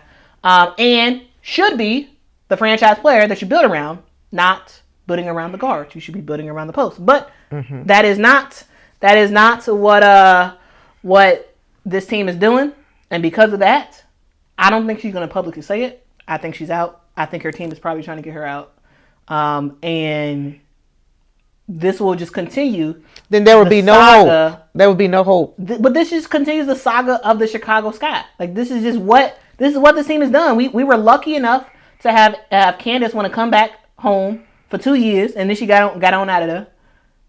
And then she went to Vegas, and she's like, "Oh, I have my own locker." Isn't this so great? She was all excited about a locker because she didn't get she didn't have her own locker in Chicago. Like, my point is, we're going back to the days where the Chicago Sky were kind of irrelevant.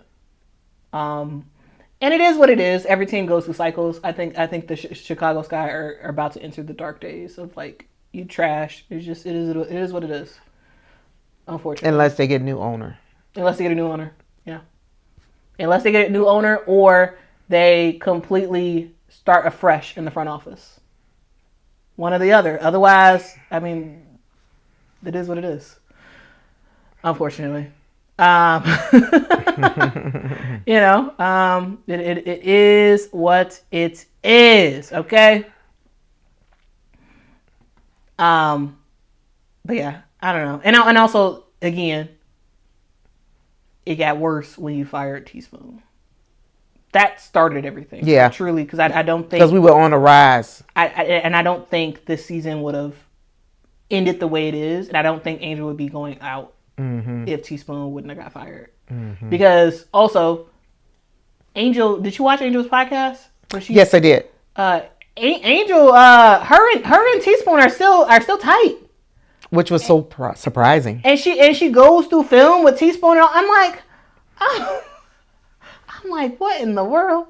Like, that's because she valued her. I understand that, but what I'm saying is, like, your best player is going to the coach you fired to get feedback on her game and how to improve and all this other stuff. And in that podcast, she did not mention the Sky really at all. No, she didn't. And to me, that's her saying, without saying it, that she's out. I reading between the lines. I got you on that. It's just, I don't know what we're going to do first. Because if you don't have a star player, yeah, it's hard to build a team if you don't have a star player, and you already got one. So they need to do everything in their power not to lose her. Yeah. That's what needs to happen. And I don't think they're doing that. But that's what they need to do. Again, swallow the pride or whatever it is that you all got going on for the betterment of the team. Again, we see that throughout the season in different teams, right? You got to swallow this pride because there's a bigger picture. There's a bigger picture. And hopefully they will see it before it's too late. And hopefully they will get the roof on, because right now they got about probably another month besides the rain to get a roof, to get the roof and the windows in. Because if you get the roof and the windows in, you can work all winter inside. Yeah. But you got to get that roof on. It doesn't make any sense to have a building without a roof all winter, just sitting there, all that cold ice. You're destroying the foundation to me anyway. So I would think that they're going to get the roof on. Let's hope so. But yeah, that's the Chicago Sky. I hope to be more hopeful, but I'm not. Yeah, and I think that is what it is. Yeah. I'm definitely more hopeful than you are. But like I've seen this rodeo time and time again. I know. With the Chicago Sky. I'm just thinking they have to do different. They have to. If they look at all the other teams' improvements, they have to say, okay, do we want to become winners, or we want to stay losers? Or do we want to be at the bottom of the pack on a regular? Do we want to just do that? What's the purpose of having a team if you're at the bottom and you know you're going to be at the bottom? Who wants to do that on a regular? I don't know. I mean, I'm just saying, I don't know who wants to do that. Contentment can be very bad when you are just, okay with being mediocre, Let's see.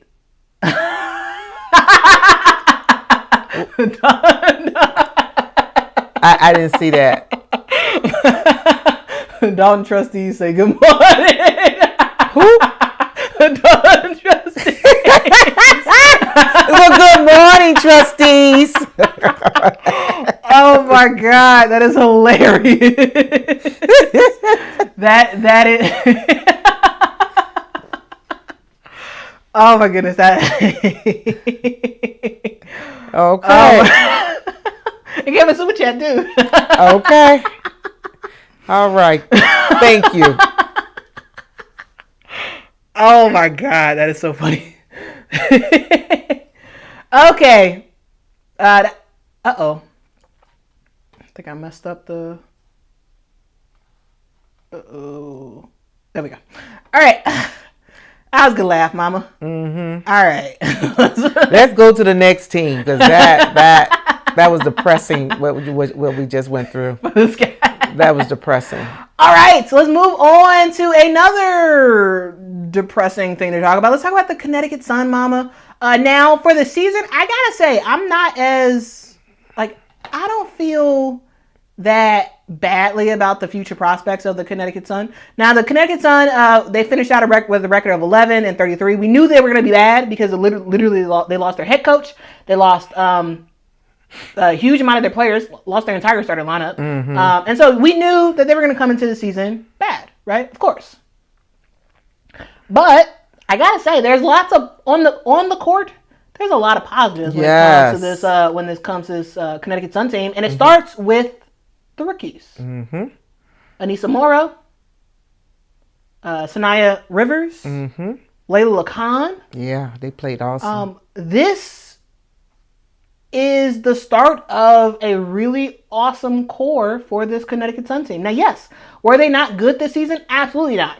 But I think the difference that I see in Dallas and Connecticut that I don't see in Chicago is that I see growth potential, even though they didn't have a great year this year, because of the young core that you see are going to likely continue with this team going forward. This Connecticut Sun team, they were led by vet Tina Charles. They were led by Marina Mabry, and I thought that they had a lot of positive things that happened throughout the year. Now, were they bad? Yes, this team was bad. I'm not saying that Connecticut was a good team, but what I'm saying is on the court between Olivia Nelson-Ododa, right? Sanaya Rivers, Aaliyah Edwards, who they now have on the team, and they need to figure out how to really have her gel with the squad. Anissa Morrow, right? Who I thought had a masterful sort of towards the end of the season run for this squad. She's really shown that, yes, Anissa Morrow can play the post in the WNBA. Now, eventually, should she try to go for that 3 position, the small 4 position? Yes. But she's showing that for now, she absolutely can handle being in the post in the WNBA. Right? We saw a couple of double-doubles for her, and of course, led by Tina Charles and Layla LeCon, who came... Layla LeCon was a beast. She came in after, I believe, Eurobasket, and I thought that she was a huge spark for this team, right? Remember, guys, she was drafted in 2024, did not come over in 2024, but came over this year after Eurobasket, and I thought Layla Khan... she was unstoppable. Yeah. She's... Her tenacity specifically on defense. Like, I love to see... And yes, offensively, she can score, she can make some stuff happen, get her teammates involved, but defensively, it was really good to see. Yeah, she was unstoppable. I was like, can anybody stop that girl? In certain games, she was just on. She was on. She was determined. Nothing was deterring her. She just was on. She was like a freight train almost, the way she would go after that basket. It was really good. And she's physical. And that's what I mean. I think that's the... Who does she remind me of? She almost reminded me of AT in some sense. Because I was like, woo.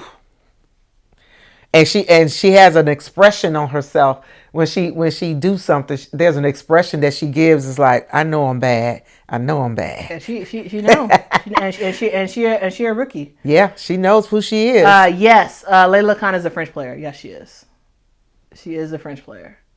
All right. But yeah, I thought she was great.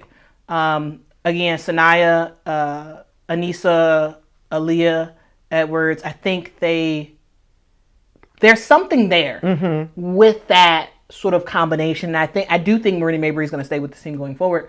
We'll see, but like I do think she will. I think there's something there that they can just continue to grow and grow. Now, is Connecticut going to be a playoff team next year? I don't anticipate them to be, but I do anticipate them making some additional progress coming into next year. Now, the thing that we've talked about all year, that is sort of the cloud over the Connecticut Sun, is where are they going to be?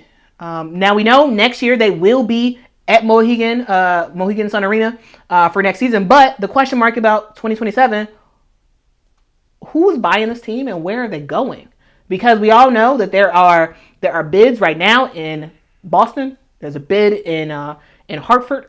Right, the Connecticut government is looking to get in on some way to keep this team in Connecticut, but the WNBA, they try to make it seem like it's on Connecticut, but really it's on the league to approve a sale. And so there's a question mark of and the WNBA has their own bid to lowball and basically have control of the team and be able to sell it to whoever they want to sell it to, which it seems like Houston is a name that continues to be said over and over and over about where the WNBA would like the team to go. But overall, the Mohegan Tribe is the current owners of the Connecticut Sun. They've had this team in Connecticut for 20 years now, and they saved the team from potentially being a team from getting out the league. And they bought it, moved it, because the team was originally in Florida. They bought it, moved it to Connecticut, and has really had a great run as ownership. But clearly, they can't compete with the rest of the league, and so they're going to get out or get some additional resources or something like that. And the WNBA seems to be the ones who are kind of dragging their feet on this whole thing, and they're trying to make it seem like it's on Connecticut, but really, y'all are the ones who have the power to approve anything Connecticut does. And so allow the guy in Hartford to buy it and keep it in Connecticut. Yep. But it doesn't seem like that's what the WNBA wants to do. And they're strong arming, which is another reason why people don't like Cathy Engelbert and what she is doing to this team. But it's not just her, it's the NBA, who I think is actually the bigger reason as to why things are the way that it is, because that's who she reports to. She reports to the NBA. And so I just think overall, this whole Connecticut sales saga is ridiculous. And I really do think that the WNBA needs to kind of just allow the sale to go through for Hartford. So they can rebuild. They can do what they want to do, because whoever buys it, I'm sure they're gonna build facility for their players. And it takes time to build a facility, so you need to get this sale done, so wherever it's going, they can do what they need to do, plan, get a place with zoning and all those different things that takes time to do. But they were good this year. The young players were so exciting to see. Yeah, they're very exciting. And so many of them. That's what it was. It seemed like it was. I think did they have more rookies on their team than anybody? No, I think the Valkyries had the most rookies. Oh, because okay. Valkyries, they had a lot of unconventional rookies. Okay. Right? Was it the Valkyries? Or Phoenix had a lot of rookies too. I don't know.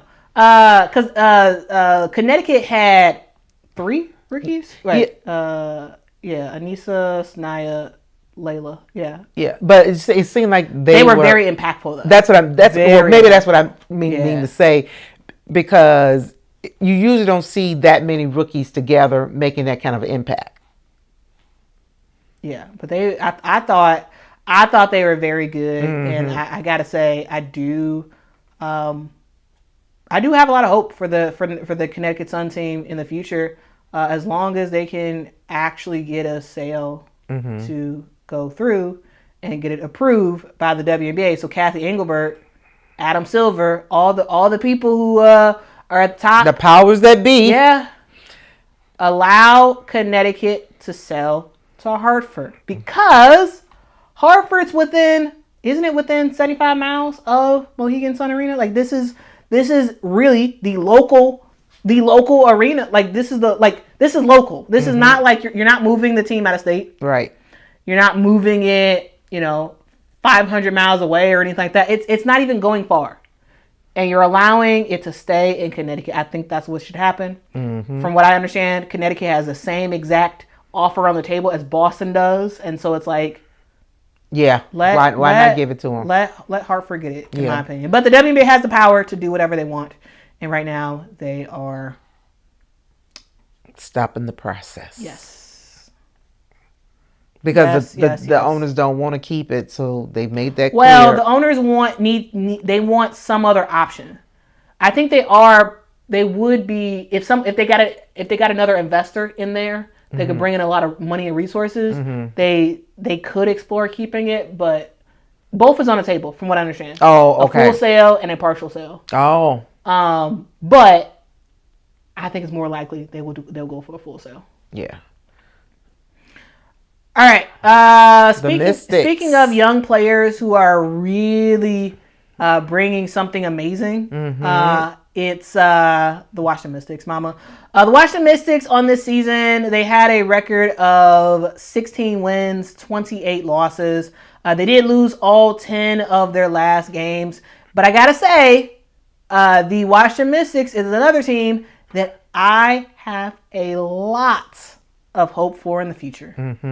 And you want to know why, mama? It's a theme for this entire stream. Young players. Yep. Young players are absolutely rocking and rolling this year. We've seen so many young players do their thing, and when it comes to Washington, it's about Sonia Citron and Kiki Eriafin. Man, Kiki is amazing. Sonia is amazing. You got Georgia Amore, who will be coming back next year. Remember, guys? She Oh, was out for the season. Got hurt, and so she's out for the season. But this team has so much Shakira Austin. so much awesomeness. Like Shakira, I thought was fantastic this year. I really do hope that Shakira Austin stays on this team. She is a free agent. Now she's a free agent now. But I hope she returns back to this team because I thought she gave a lot of really awesome stuff for this team. I also really liked Emily Ensler at times. I thought she gave some really good impact. Of course, Sonia. Steph Dolson had a down year, I would say. Yeah. But she's close to retirement, right? Probably soon. Yeah. Lucy Olsen, I thought, came in and gave some impact. She wasn't a hugely impactful player, but again, another rookie that showed some decent promise on this team. Kiki Ira-Finn, this team had a brand new coach, Sydney Johnson. If you remember, Sydney Johnson was the assistant coach for the Chicago Sky last year. Yeah. Really? He was coaching. He was the assistant coach under. That's Tiffany. why he looked so familiar to me. Okay. Yeah. Okay. And he was the head coach for this Washington Mystics team, and I think he was amazing. Like I really liked what him. I believe her name is Sydney Wiedemann. Something Wiedemann. The GM of the Washington Mystics. I really like what Washington's doing. I really do. I really like the players that they brought in. Now, yes, was this team good?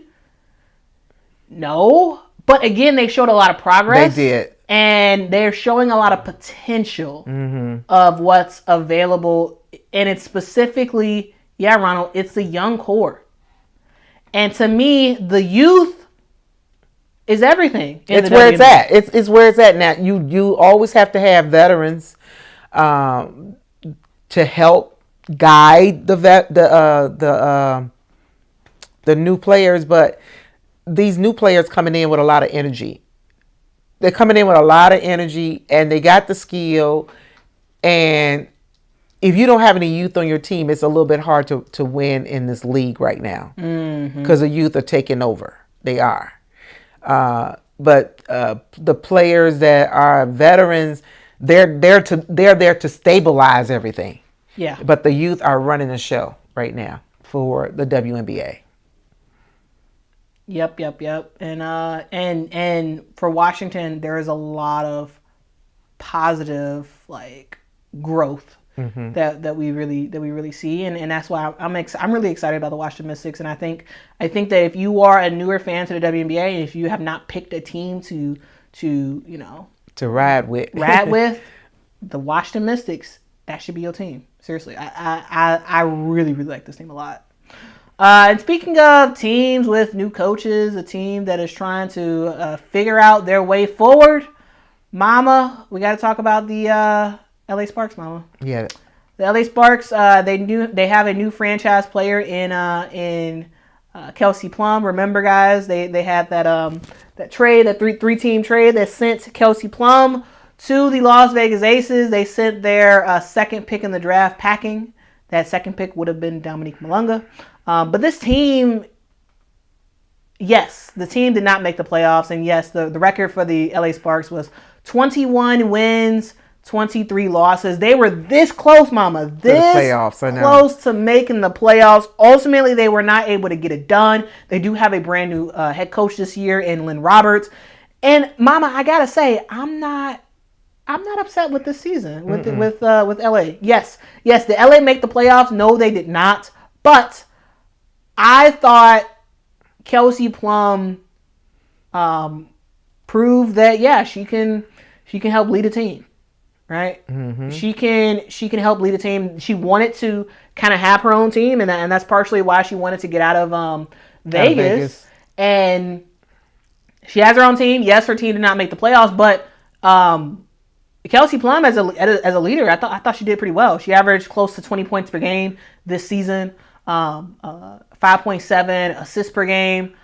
And this LA Sparks team is a team that had a lot of challenges, right? Yeah. In the first game of the year, not even a minute in, Ray Burrell goes down, and she's out for a large amount of the season.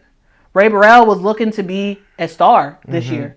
and that didn't quite go the way it was planned. Cameron Brink, we had to wait forever for her to come in, and it kept seeming like they kept extending the timeline of when she was going to return. And so, like, yes, injuries happened for the LA Sparks, right? You end up having a situation where you have a lot of question marks and a lot of waiting on like players to get back, and it felt like LA, we weren't really able to totally see what LA could do because there was just a lot of questions and waiting.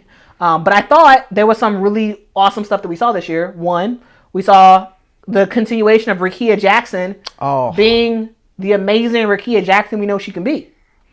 And I thought this year she was flat out amazing. She was, and she really solidified herself in that sort of small forward realm, that sort of big guard realm. And she did her thing. De'Arica Hamby also, what 18.4 points per game for De'Arica Hamby, right? Almost 8 rebounds per game. I thought she had a fantastic year, right? And then we go to Azurá Stevens, a player who just does not get the respect that she deserves, but a player who just continues to work hard, continues to get better, and continues to make an impact. Azurá Stevens was spectacular. Yes, she was.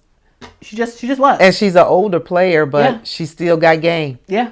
She still got game. She still got game, and we'll see how this team looks going forward. Like, I'm not upset about the way the season went for LA.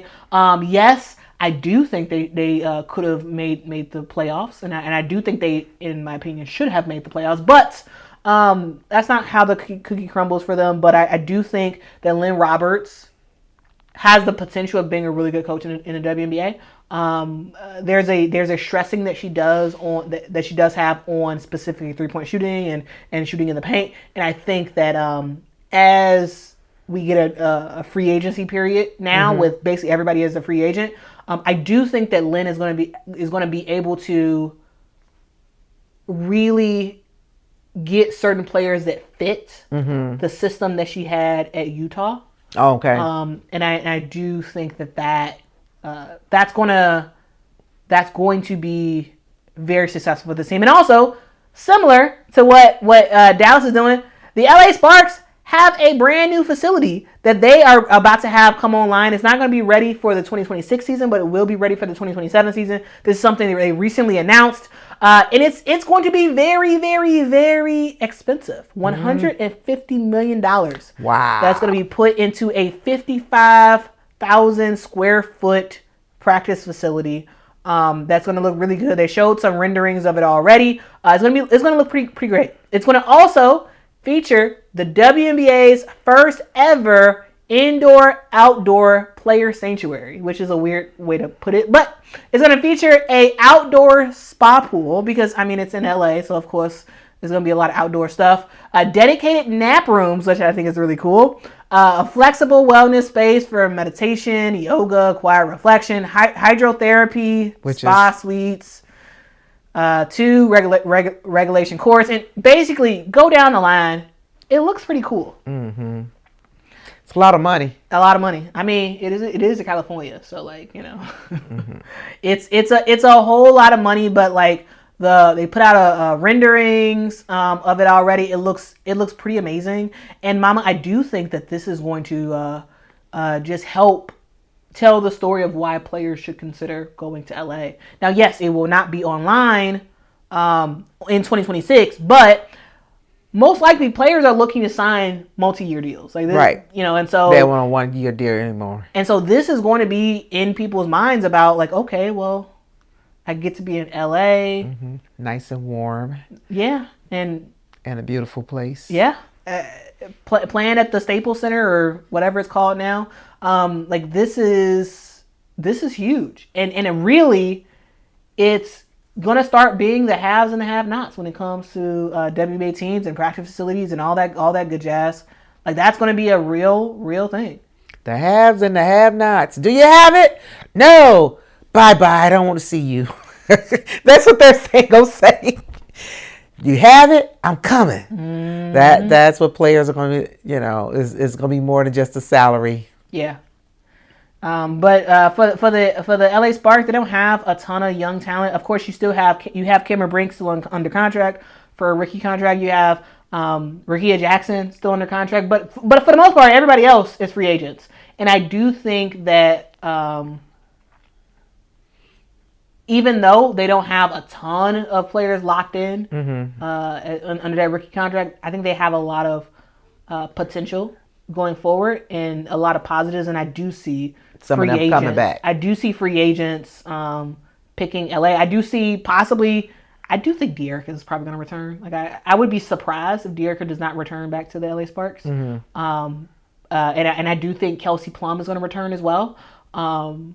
But besides that, I do think there's going to be a lot of openings for positions, and Lynn Roberts is really going to be able to craft that sort of 3 heavy, in the paint heavy team that she really wants to make.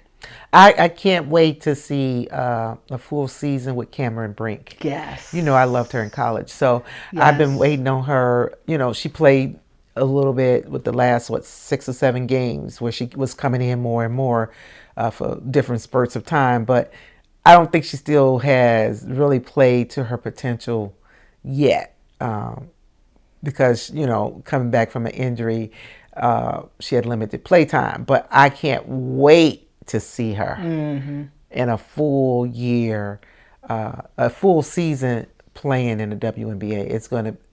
She was awesome in college, you all. So for you all that don't know, she was one of my favorite college players.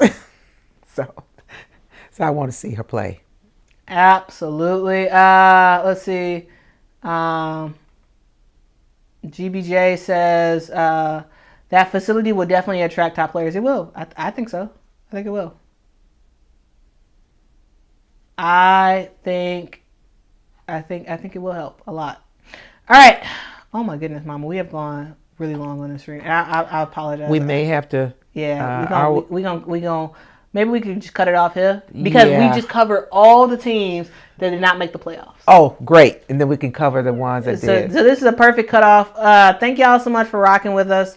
We really wanted to just go through the WNBA season and go team by team. Go big moment by big moment, and hopefully this was interesting to y'all. Apologies for having it last so long. We did not anticipate it lasting so long, but we had a lot of stuff to say about all these teams. And so if y'all appreciate what we are doing here, if y'all could do me a huge favor, hit that like button. It really does help the channel out a whole lot. Also subscribe to the channel and tell a neighbor, tell a friend to subscribe as well, because once we hit 39,000 subscribers, Mama will get her own show on the channel. Okay, and I know y'all want to hear from Mom all the time with her Daddy People's hairstyle. I love it. Mama said she used to wear her hair like this when I was younger. I don't remember. She don't remember, but I used to all the time. It's a simple hairstyle. You lay down. You all can't see the back, but I got a French roll in the back. So it's a style. I think about, when I see that style, I think about Dottie Peoples and I think about Carolyn Shoel. Carolyn Shoel had the bun. Yeah, she had the bun in the center. But Dottie Peoples for sure. Anyway, hit that like button, hit that subscribe, and I will talk to y'all. Me and Mama will talk to y'all later. Mama, we got to figure out another time for you to do the rest of these teams. To finish up. And again, sorry, Mama. I told Mama this is about to take an hour. We have been on for 2 hours, Mama. It's been that long? Yeah, I'm sorry. Oh, okay. Well, we've been having fun, so it didn't seem that long. Time flies when you're having fun. All right, guys. It's Quita and Mama checking out. See y'all soon. Bye-bye. Bye-bye. Are you ready? Ready, set, go.